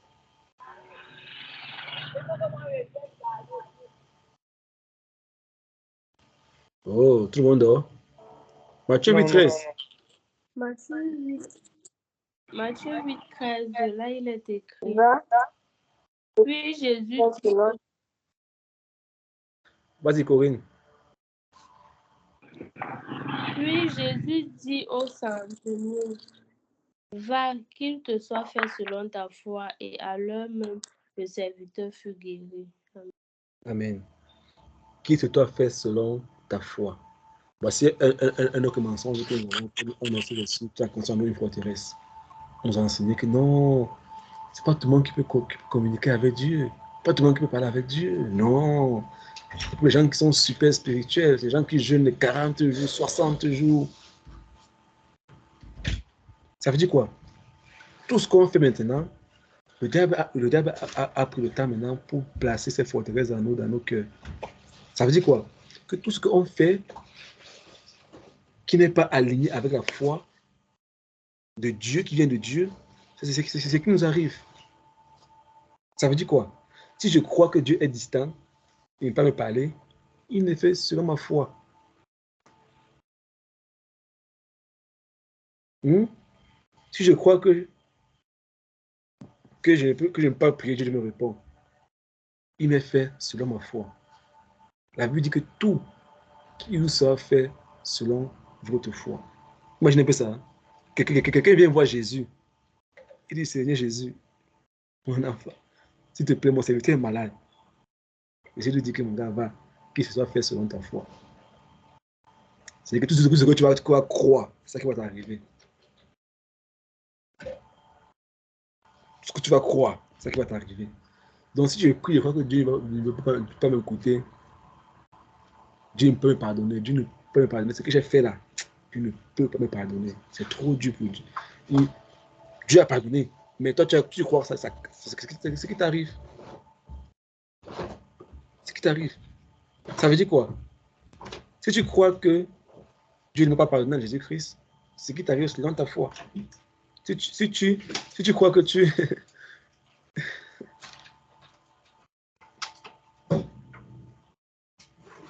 si tu ne crois pas au fruit des vérités de la parole de Dieu, ça ne t'arrivera jamais.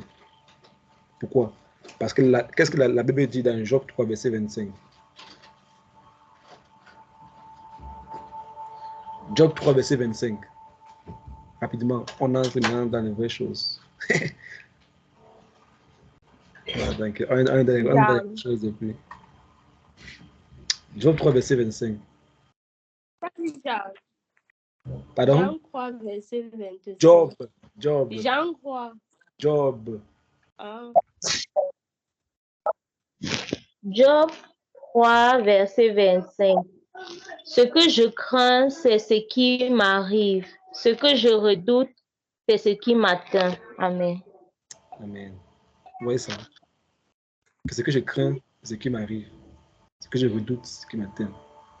Rappelez-vous, ici là, quand on parle de crainte, on ne parle pas de crainte de l'éternel. C'est la crainte, son mot crainte veut dire la peur. Donc, c'est ce dont j'ai peur, c'est ça qui m'arrive. C'est bizarre, n'est-ce pas? Hein, Corinne? Hein, Mich? Si c'est ce dont j'ai peur, c'est ce qui m'arrive. C'est bizarre. C'est effrayant, non?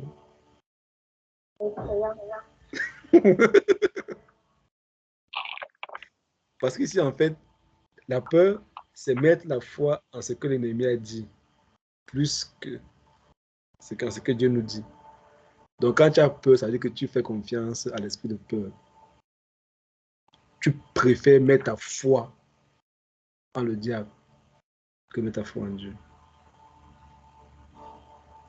Ça veut dire quoi? Actuellement, pourquoi tu assistes la chaise? Parce que tu as la foi que la chaise peut ton poids, tu t'assois. Et tu t'assois, c'est normal. Mais la Bible dit maintenant quoi?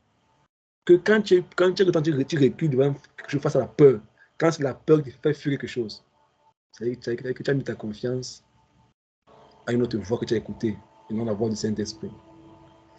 Tu prends des décisions par conviction. Tu prends des décisions par conviction que non, ça je ne peux pas faire. Je suis d'accord. Mais si c'est la peur, tu le regretteras toujours. Mais si tu es convaincu de ce que tu es en train de faire, que non, je ne dois pas faire ça parce que j'ai la conviction que Dieu me met à cœur que je ne dois pas faire. Du coup, tu n'as pas la conviction, va chercher la conviction, prie. Demande la conviction, Seigneur, qu'est-ce que je dois faire? Mais si tu t'investis dans quelque chose par peur, ou tu fuis par peur, rassure-toi, ce n'est jamais un abri. La peur n'est pas un abri. C'est une grande forteresse. C'est-à-dire que tu mets ta confiance à ce que l'ennemi a dit. Dans la voix. Rappelez-vous, au départ, on a appris seulement deux voix. Deux voix. La voix de Dieu et la voix du diable. Et ta voix de toi-même, la voix de ta voix à toi-même maintenant, c'est par rapport à ce qui domine que tu as fait le poids. Tu as fait le jeu basé sur les expériences passées, basé sur les impressions que tu as eues du passé. Mais la dernière fois, quand on commence à réfléchir maintenant ton âme a commencé à faire, comment on appelle, son algorithme sur la base des informations passées. Ça veut dire quoi? Si quelqu'un, par exemple, veut te frapper beaucoup d'argent, faites une affaire, faites une affaire la première fois et puis ça gagne 100 000, ok, 100 000, chacun prend 100 000. Après 200 000, après 300 000, après, bon, tu vois, non, mets 10 millions, ça va marcher. Tu dis 10 millions, tu réfléchis 10 millions. C'est vrai, le 3 ça a marché. Tu me dis, pas, après, fou, il a disparu. Qu'est-ce qu'il a fait? Il a battu ta foi au fur et à mesure. Il a construit ta foi pour voler ton argent. C'est ça, non? Parce qu'au début, tu te donnes 100 000, tu donnes 200 000, tu donnes 300 000. Après, tu dis que bon, tu sais quoi? Ça marche, n'est-ce pas? Mais 5 millions. Tu vas voir, ça va passer. Il a coûté pour construire ta foi. Après, il te vole tout. Il te vole tout. Il te vole tout. Parce que tout ce que tu fais, tu agis par la foi.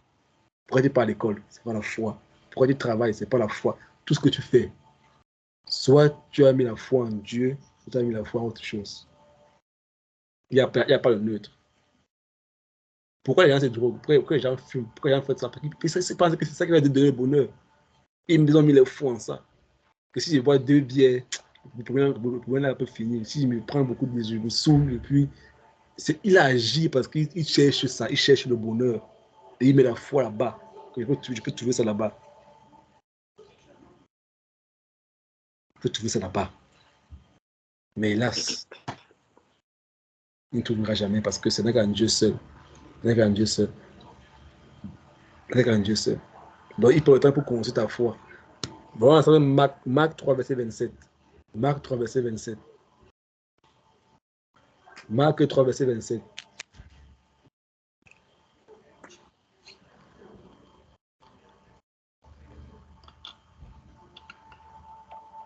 Marc 3, 27. 20 combien? 27, 27. 25. Ok, Marc 3, verset 27. Personne ne peut entrer dans la maison d'un homme fort et piller ses biens sans avoir auparavant lié cet homme fort. Alors il pillera sa maison. Amen. Ça veut dire quoi? Personne ne peut venir détruire la vie de Micheline, la vie de Tata Nathalie, Lionel, ou bien Jospin, ou bien ma vie de Franck, sans m'avoir d'abord moi-même lié. Ça veut dire quoi? Que si le beau est en moi, il va d'abord me lier. C'est qu'elle m'a lié, c'est immobile. Il passe par derrière, il voit ce qui est à moi maintenant. C'est ça une forteresse. Dieu t'appelle à des grandes choses. Dieu il veut bâtir ta vie. Le diable va te mettre une forteresse d'abord, que ma soeur. Regarde le péché qui est dans ton cœur là. Chaque jour tu fais, Dieu ne peut même pas t'écouter. Tu sais quoi? La fait de Dieu là. Avec toi, ça ne marche pas. Avec lui, ça marche, mais pour toi, c'est pas pour toi. Laisse tomber, c'est pas pour ton affaire. Va faire autre chose. Tu dis, ah bon, c'est vrai, hein? J'ai fait ça, ça marche pas. Du coup, tu commences à te relâcher. Tu as dit chaque jour, chrétien hypocrite, tu es là, tu ne sais pas quoi faire. Impuissant. Du coup, tu t'es créé une coquille. Ah, peut-être parce que moi, mes parents n'étaient pas chrétiens. Ma mère n'était pas pour moi. Mon pasteur n'est pas fort. Mon pasteur n'est pas. C'est vrai que toutes ces choses sont importantes. Je ne me fie pas que c'est important, mais ça n'inscrit pas le fait que tu peux faire la différence. Toi seul, tu peux te lever et faire la différence dans ta famille. Tu fais la différence dans ton église. Maintenant, le diable doit d'abord te piller. Les forteresses qu'ils ont mis à nos parents, ils nous ont transmis les mêmes forteresses. Ça commence à nous piller, ça nous commence à nous piller. C'est vrai, ils ont appris les bonnes valeurs, les très bonnes valeurs. Parce que quand on est initié avec des personnes de notre pays, tu sens que nos parents nous ont donné des bonnes choses. On se comprend. Moralement correct. Mais il y a autre chose qui nous manque, c'est ça. Notre identité à nous-mêmes, qui nous sommes réellement. Qui nous sommes réellement. J'étais avec Léo, on était ensemble, ça veut dire avec Bouba. Bouba, c'est un ami qui est malien. Et puis, on parlait des canards, on parlait de la viande, et puis on disait que on va tuer les canards qui sont au parc. Et puis, il nous dit que le canard est plus légal que toi. que toi. Que si tu es un canard, là, tu ne sais pas ce qui peut t'arriver. Donc, du coup, l'identité, donc, en tant qu'un expatrié quelque part, si tu ne sais pas ton identité, c'est une autre chose. Tu peux connaître les problèmes. Mais si ils sont au Cameroun, peut-être que je m'en fous. Mais quand tu viens déjà, il y a des règles, il y a des lois que tu dois obéir, tu es obligé de te plier à ces lois-là. Tu n'as pas le choix. Tu n'as pas le choix. Il faut tout faire d'abord. Je me trouve dans quel contexte? Donc, si le diable veut d'abord te piller, qu'est-ce qu'il va faire d'abord? C'est qu'il va d'abord placer les forteresses. Et là, tu vas rester là-bas confortablement. Je ne peux pas faire ça à telle personne parce qu'il ne m'a pas pardonné. Quand il y avait des problèmes, il a appelé, il ne m'a pas aidé. Je ne peux même pas. Une forteresse, tu restes là-bas, tu es confortable. Alors que tu es assis, tu ta vie, tu es en train de détruire ta vie. Donc, du coup, Dieu veut traiter le problème à la source. Il veut résoudre ce problème à la source. Ça veut dire quoi? Dieu veut partir à la racine de tes problèmes pour déraciner. Ça veut dire que si tu es malade tout le temps, Dieu veut trouver donc Dieu veut partir à la source de ton problème pour retirer ce qui est là. Mais là, c'est un travail. Je ne peux pas te dire comment ça va se faire. Je ne sais pas, mais je ne sais pas comment ça se passe. Mais c'est le Saint-Esprit qui le fait quand tu t'abandonnes à lui. Et puis, au fur et à mesure, quand tu es vraiment sincère. Rappelez-vous, la Bible dit que la délivrance commence par la sincérité. La vraie délivrance, quand tu es sincère, tu as 50% dans ta délivrance. Et là, tu laisses Dieu maintenant faire ton travail. Tu laisses conduire par le Saint-Esprit. Quand il va te dire tais-toi, je te tais. Parle, tu parles. C'est vrai que plus tard, on en entrera encore plus en profondeur dans ce domaine-là. Donc, ça veut dire quoi? Parce que si je ne connais pas mon identité, quelque part, c'est déjà une porte que j'ai ouverte à l'ennemi. Quand il ne sait pas qui je suis déjà, je ne peux pas savoir où Dieu m'amène à partir. Et je ne peux pas être libéré. Matthieu 12, 43 dit quoi? Matthieu 12, 43.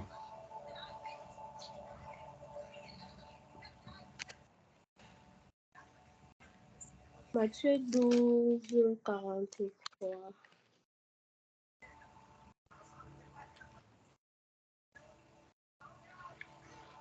Matthieu 12, 43. Là, il est écrit. Lorsque l'esprit impur est sorti d'un homme, il va par les lieux arides cherchant du repos et il n'en trouve point. Amen. Vous avez vu ça? Et après, il revient. Ça veut dire que quand l'esprit sort, il veut revenir. Donc, quand on prie pour toi au début, comme beaucoup de nous, tu es chrétien, tu te sens libre, tu te sens en joie, tu te sens en paix, l'esprit est parti. Mais quand les racines sont encore là, l'esprit dit que je vais retourner dans ma maison. Je vais retourner dans ma maison. Donc Dieu veut faire quoi? Dieu veut détruire la maison là. Il veut retirer les fondements de la maison. Quelqu'un peut lire pour nous le verset, il peut lire de 43 à 45. De 43 à 45. Je continue seulement. Continue. Okay. Alors il dit, je retournerai dans ma maison d'où je suis sorti. Et quand il arrive, il la trouve vide, balayée et ornée. Il s'en va et il prend avec lui cet autre esprit plus méchant que lui. Il entre dans la maison, s'y établit, et la dernière condition de cet homme est pire que la première. Il en sera de même pour cette génération méchante. On se comprend. On se comprend. Donc, qu'est-ce que l'esprit dit ici là? Je retournerai où? Je retournerai où? Dans ma maison. C'est la maison de qui? La maison de mauvais esprit.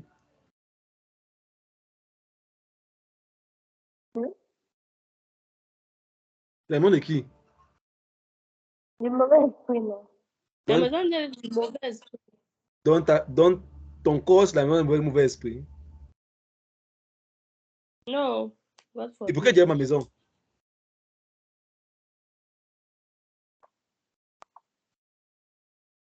Parce que la personne a donné moi. Non. Parce qu'il a construit des forteresses. On voit un peu ça. Il a construit. Il a construit. Et quand nous, on dit l'enfant de Dieu, il dit qu'il vient dans ma maison. Et nous, qu'est-ce qu'on fait? Il est sorti, il est parti. Mais on oublie qu'il faut casser, il faut déraciner, il faut tout sortir les fondements. Qui défie de maison en toi?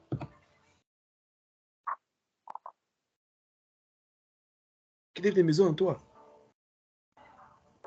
C'est ça qu'il s'agit maintenant ici. Parce que quand il passe, c'est plus méchant que lui, parce qu'ils viennent foncer la maison. C'est sa maison. Du coup, ils vont te piéger. Tu vas retomber. Tu vas rechuter. Mais il faut détruire la maison. Il faut déraciner les mauvais fondements. Il faut enlever tout. C'est pas sa maison. Dans le nom de Dieu. Il me parle que c'est sa maison, c'est faux. Ça n'appartient pas.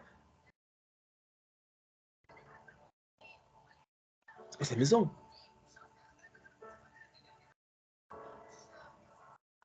On se comprend un peu. Si vous voyez dans la Bible, même plus de délivrance, quand vous allez voir même Jésus lui-même, quand il dit que pourquoi tu veux nous attaquer? Il dit vous êtes combien là-dedans? Il dit que nous sommes nombreux, il faut qu'il est d'accord. Prenez tout le bagage, sortez au pâté. Il ne revenait plus jamais. Et il part. Jésus dit à la maison que va et ne pêche plus. Parce que là, ils ont pris tout ton parti. Mais si tu tombes encore le péché, ta connaissance plus t'arrivera. On s'en parle?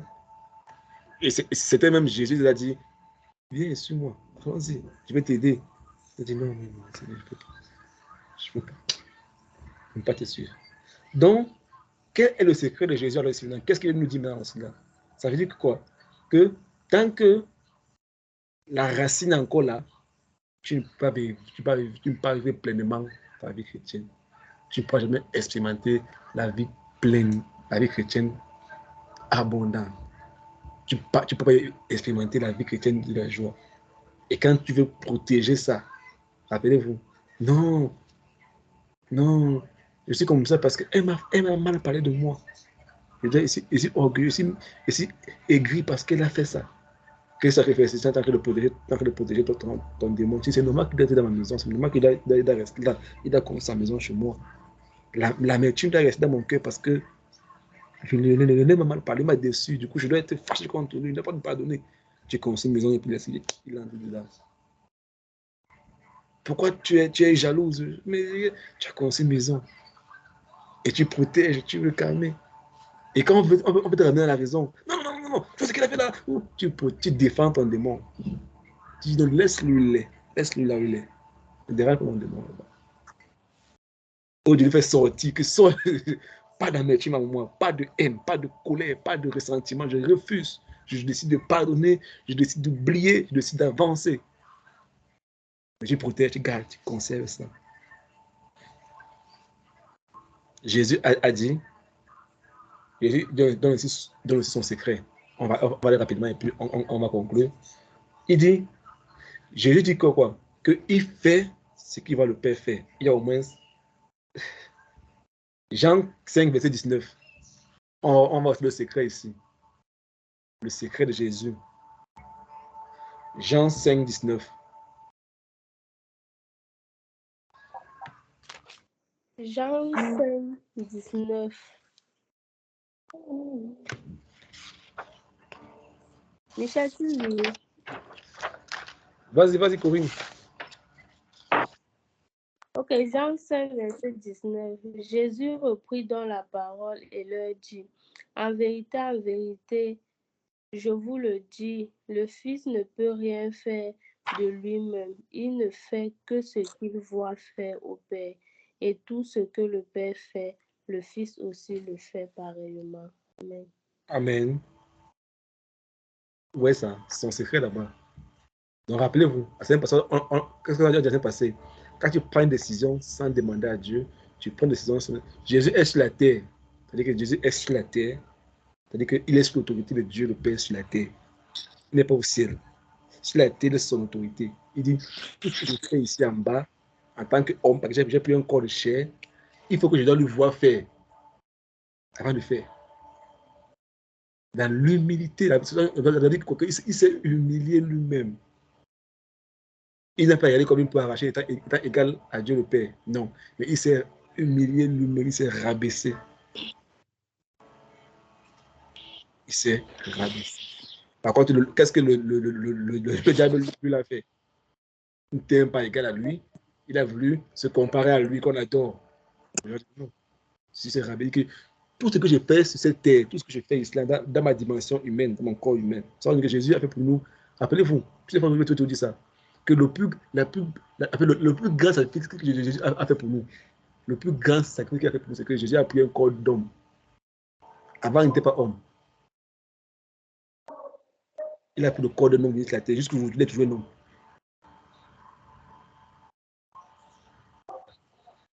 Avant, il n'était pas homme. Mais pour nous, parce qu'il nous a aimés, il a dit, je vais prendre le corps, un corps corruptible. Je vais venir goûter. Je vais venir les monter à quel point je les aime. Peut-être qu'on sera aussi comment comprendre la dimension de cet amour. C'est-à-dire, tellement tu aimes ton chien, tu décides de devenir un chien pour le monter que tu l'aimes. Oh, qui peut faire ça ici là?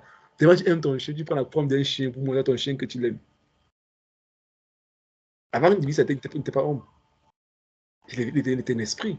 Mais il est venu sur moi, il a pris le corps d'un homme. Il est monté aussi avec le même corps. Il est monté aussi avec le corps d'homme.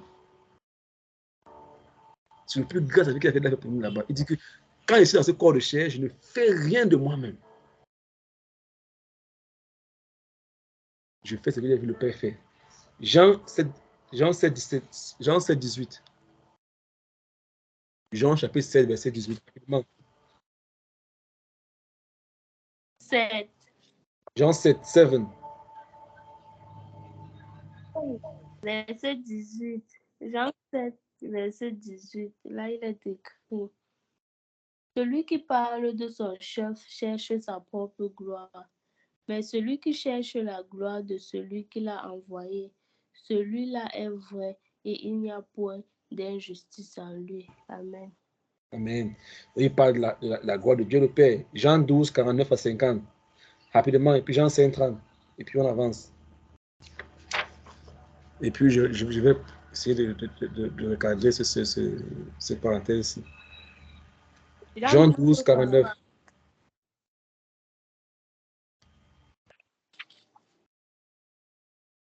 Jean 12, 49. Car je n'ai point parlé de moi-même, mais le Père qui m'a envoyé m'a prescrit lui-même ce que je dois dire et annoncer. Amen. Et puis Jean 5, 30. Vous allez lire ça après. Jean 14, 30, Jean 14, 31. C'est les versets qui montrent que moi j'ai dit que tout ce que je fais, ce n'est pas moi. Ça veut dire quoi? Ça veut dire quoi? Que ton identité ne vient pas de toi. Ça vient du Père. Tout ce que j'ai fait comme développement n'a pas grâce pour la maison qui a été construite pour bâtir, celui qui vient tout même te piller, tout ça. C'est que ta vie, ton identité ne vient pas de toi. Ça vient de Dieu. Et tu es ce que Dieu a dit que tu es. Est-ce que vous avez vu quelque part, une fois, Jésus en train de s'apitoyer? Au contraire, je suis le pain de vie. Je suis la porte. Je suis la lumière du monde. Je suis. Qui ça qui t'a dit qu'il est? Ça veut dire quoi même ça? Je sais qui je suis. C'est pas ce que vous avez dit de moi que je vais devenir. Non. Quelque part, on a dit que non, le gars, là, vraiment, il nous a donné le pain à manger. Imaginez, là, il se nourrit une foule. Un gars qui parle à des foules sans micro, tout le monde écoute. Il dit qu'il est malade. Non, non, non, on va faire David le roi. Et puis il fuit pas, il se cache. Il dit non. Il me dit pas que je suis. Ce que je suis, c'est que le Père a dit que je suis, c'est que je suis. Je suis les personnes qui me viennent du haut. On se comprend? Ça veut dire quoi? Ça veut dire que quand tu vas prier, ton identité vient du fait que quand nous on prie, c'est que papa me voici. Ton enfant écoute. C'est pour ça que Jésus priait. Notre Père qui est ici. Que ton nom, notre Père. C'est pas éternel, c'est pas le Dieu d'Abraham, pas le Dieu des armées, non, c'est le Père. Papa, nous voici dans ta présence. Père, nous voici. Père, nous voici. Parle, on t'écoute. Mais nous, on nous a appris à dire, Seigneur, écoute ton enfant, parle. Seigneur, écoute. C'est vrai, il va t'écouter. Mais Jésus dit qu'en réalité, en fait, c'est que avant qu'il parle, il connaît déjà ta parole. Mais la prière change de sens quand tu viens dans la prière avec l'intention d'écouter pour obéir. Ta prière change de dimension à ce niveau-là. Mais quand tu vas parler, Seigneur, Seigneur, et puis tu es 30, tu as fait 5 minutes, tu sais plus quoi dire. Tu vas dire quoi, tu vas dire quoi? Tu n'as pas appris à rester dans la présence parce que tu as appris à venir dire tes problèmes, parler de tes problèmes, parler de tes problèmes, parler de. J'ai dit qu'en réalité, il connaît ça. Mais en général, c'est que toi, tu comprends comment formuler ça. Mais ce que tu veux, c'est ce que tu veux pour toi-même est dans sa volonté pour toi. Ce que Micheline veut, ce que Corinne veut, ce que Yann veut, est dans la volonté de Dieu pour lui. Donc Dieu a préparé tout ça. Il a dit que d'accord, si tu acceptes ma volonté pour ta vie, ce que tu veux est à l'intérieur. Donc quand tu peux demander que ma volonté soit faite, quand je viens à ma volonté, ce que tu veux est dans l'intérieur. Je t'ai pris en compte dans mes calculs, je t'ai pris en compte dans les dépenses de l'entreprise. Et que quand l'entreprise veut t'envoyer en mission, on a pris en compte ton séjour, le patron a calculé tout ça à l'intérieur. Et si tu dis que patron, je veux, tant dit que avoir ma mission, avoir ma mission. Peut-être d'avoir ma mission, c'est qu'il il prend en compte tous les calculs, les dépenses, ce que tu vas manger, tout à l'intérieur. Quand tu prends la volonté de dire, fais-moi, je fais ta volonté, il a fait les calculs tout à l'intérieur. Il dit, bon, vas-y, prends. Donc, ce que tu veux réellement être dans la volonté de Dieu pour ta vie. Et ce n'est pas basé sur ce que tu fais, c'est ce que tu es d'abord. Un enfant du royaume, tu es un fils du royaume, et quand tu pries parce que ton Père t'écoute. Rappelez-vous, il vous sera fait selon votre foi. On va s'arrêter ici pour aujourd'hui. La semaine prochainement, on va entrer dans le cœur. On va voir la relation entre le cœur et l'orgueil. C'est très intéressant. C'est très intéressant ça. On va voir la psychologie avec le cœur et comment le cœur fonctionne, les neurones et tout ça. Et quand c'est laisse-moi conduire en ce temps, tu dis que waouh, je fais des recherches, je dis que waouh, c'est puissant ça. Puissant ça vraiment. Donc, on va s'arrêter ici pour aujourd'hui.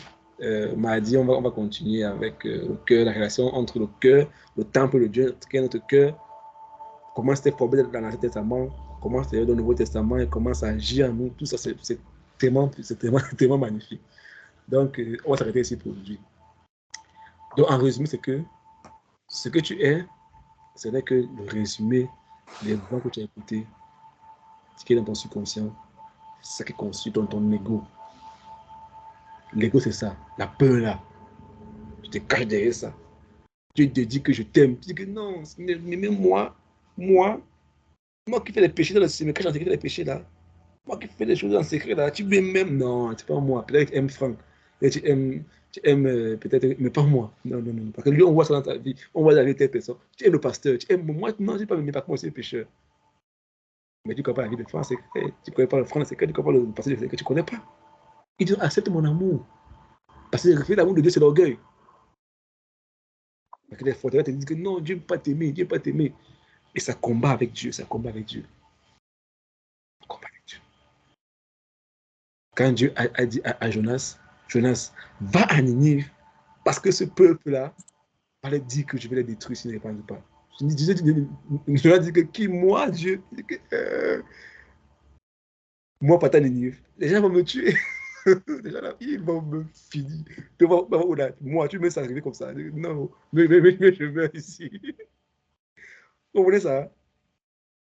Dieu dit, Jonas, va à Ninive. Il dit que non, non, le peuple là, ils vont me finir. Ils vont me saccager, je ne vais pas partir là-bas. Et remarquez l'histoire. Il décide de ne pas obéir à Dieu un. Des deux, qu'est-ce qu'il fait? Il décide de partir à Kevin. Partir à Kevin. Qui connaît? Un, deux, trois. Où? À Tarsis. Il décide de partir à Tarsis. Qu'est-ce qu'il fait? Dieu a dit va en Ninive. Il ne sait pas ce que Dieu a prévu. Il ne connaît pas.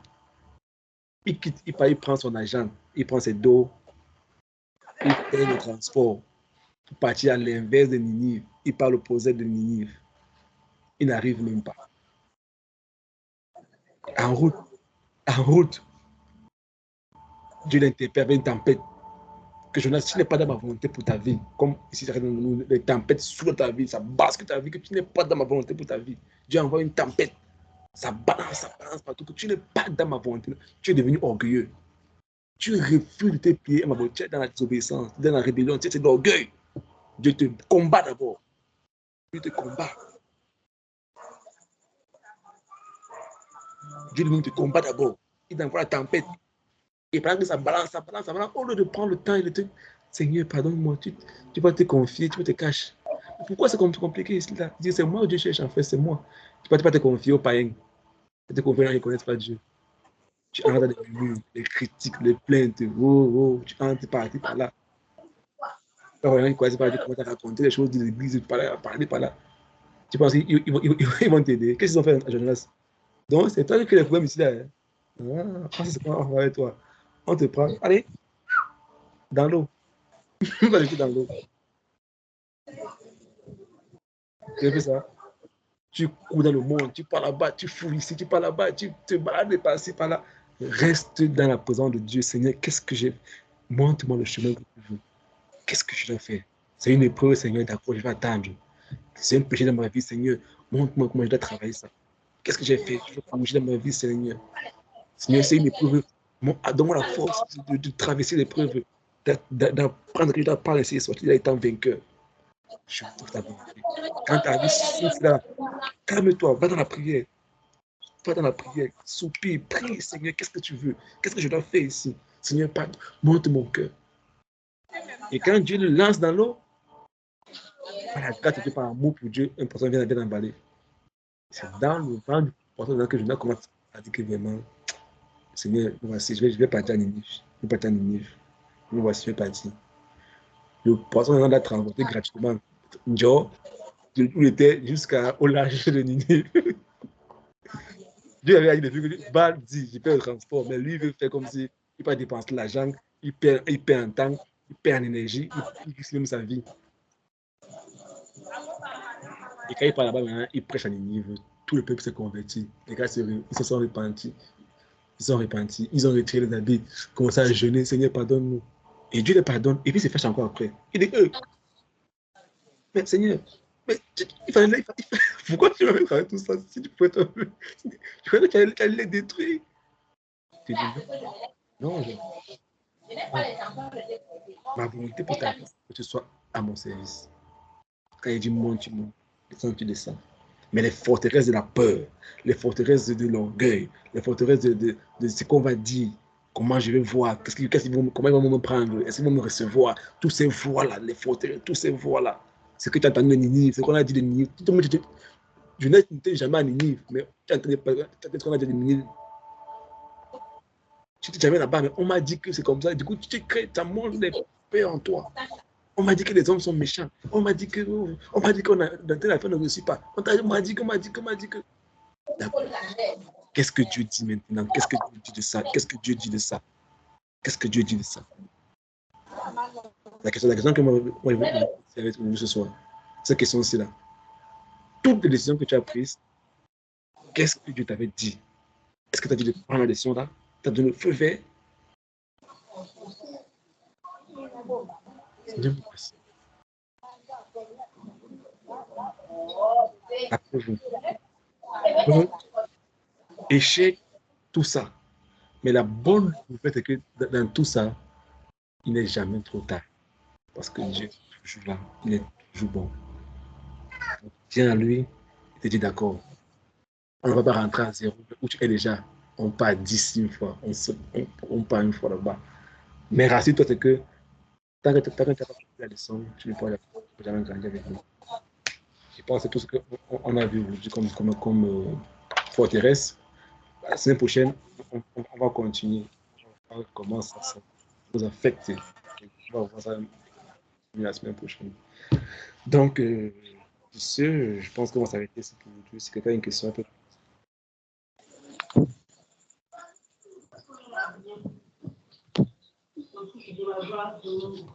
Quelle question?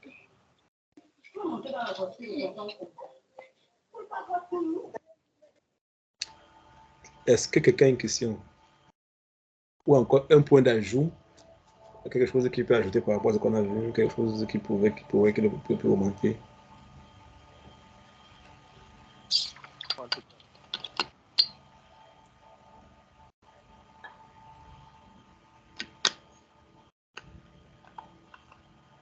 Personne? Nobody? Modeling. Allô?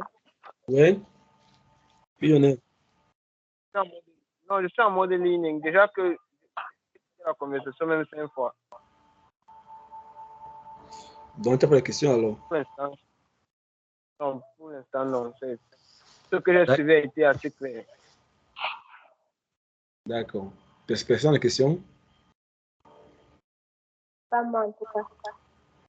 Donc, tout était clair alors? Tu expliques très bien, non? Là, il faut seulement, c'est la mise en pratique qui c'est dans la suite.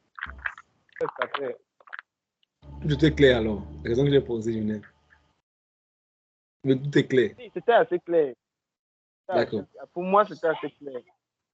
Donc, on va prier par la grâce de Dieu que la semaine prochaine, on continue. Mais je vais nous encourager de prier par rapport à ces points, de prier par rapport à ça et de supplier le Seigneur.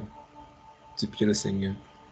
Seigneur, je veux que ta volonté. Imagine si Dieu, comme je disais au départ, ce que moi j'avais eu, ce que j'avais prévu, bon, quand le Seigneur m'a donné le thème à cœur, il y a un carnaval, un travail que j'avais fait. Mais chaque fois quand c'est un Saint-Esprit qui me conduit ailleurs, je ne sais pas pourquoi. Mais je pense qu'on va se laisser conduire par lui et où il nous amène, nous amène. Parce que pour vous dire vraiment, c'est comme si ça me concerne même plus que vous. Mais on fait confiance à Dieu et comme je disais, c'est qu'on laisse le Seigneur nous conduire.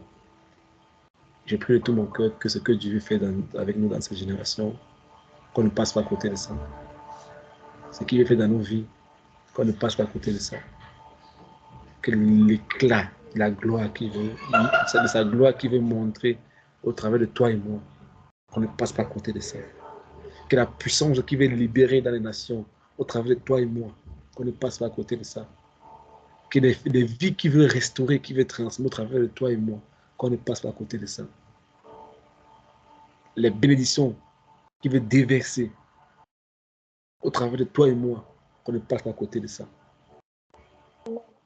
Et le ciel qui veut nous donner la joie éternelle, qu'on ne passe pas à côté de ça. Père, nous voici encore une fois de plus dans ta présence. Merci, Papa. Nous sommes infiniment reconnaissants, Père, pour ta parole encore. Ce soir, tu nous as encore enseigné. Tu nous as encore révélé des choses en nous. Des choses qu'on ne connaissait même pas. Mais tu montres ça parce que, Seigneur, tu veux nous transformer, tu veux nous bénir. Père, je te supplie de tout mon cœur. Nous te supplions ensemble, comme un seul homme. Aide-nous, Seigneur. Nous voulons, si on est connecté jusqu'à cette heure, dépenser la connexion Internet, le temps et tout, c'est parce que, Seigneur, on soupire. Regarde comment nos cœurs soupirent après toi. Nous voulons faire ta volonté. Nous voulons te rencontrer, Père. Nous te supplions, Papa. Nous te supplions, Papa. Étends ta main. Étends ta main, Seigneur. Étends ta main, Seigneur. Brise les barrières. Détruis les forteresses. Détruis les forteresses. Père, nous détruisons ces forteresses au nom de Jésus. Les forteresses de la paresse sont détruites au nom de Jésus-Christ. Les forteresses nées de l'orgueil sont détruites au nom de Jésus-Christ. Les forteresses, Seigneur, de la peur sont détruites dans nos vies au nom de Jésus. Ces forteresses d'impudicité sont détruites au nom de Jésus-Christ. Par ta parole, Seigneur, qui est comme un marteau, ça détruit toute forteresse dans nos vies au nom de Jésus-Christ. Tu nous accordes la victoire. Tu as dit qu'à la croix, il nous a tout donné, que rien ne peut nous résister. Nous avons le pouvoir de dominer, de marcher. Tout pouvoir nous a été donné sur la terre. Tu as dit, Seigneur, que tu nous donnes les clés du royaume des cieux, que tout ce qu'on va déclarer sur la terre sera déclaré dans les cieux, sera accompli dans les cieux. Toutes les portes qu'on va ouvrir sera ouvertes, les portes qu'on va fermer sera fermées. Père, je déclare au nom de Jésus-Christ que dans nos vies, Seigneur, que l'abondance se déverse au nom de Jésus. Père, je déclare dans nos vies, Seigneur, la vie de manque s'arrête au nom de Jésus. Père, je déclare dans ta parole, tu dis que tu vas nous rendre riches, que nous allons emprunter, nous allons donner, nous n'emprunterons pas. Père, je déclare que la vie d'abondance est de partage au nom de Jésus-Christ. Je déclare, Seigneur, que la vie de victoire et de triomphe est notre partage au nom de Jésus. Car tu as dit dans ta parole, Seigneur, que Christ en nous triomphe. Il est l'espérance de la gloire. Je déclare, Seigneur, que nos vies, nos cœurs, nos âmes sont abandonnés à Jésus-Christ. Et si nous vivons, ce n'est plus nous qui vivons, c'est lui qui vit en nous. Manifeste ta gloire, Seigneur. Enlève le poids des péchés. Enlève le poids de la culpabilité. Enlève le poids, Seigneur, de la peur. Nous refusons ça au nom de Jésus.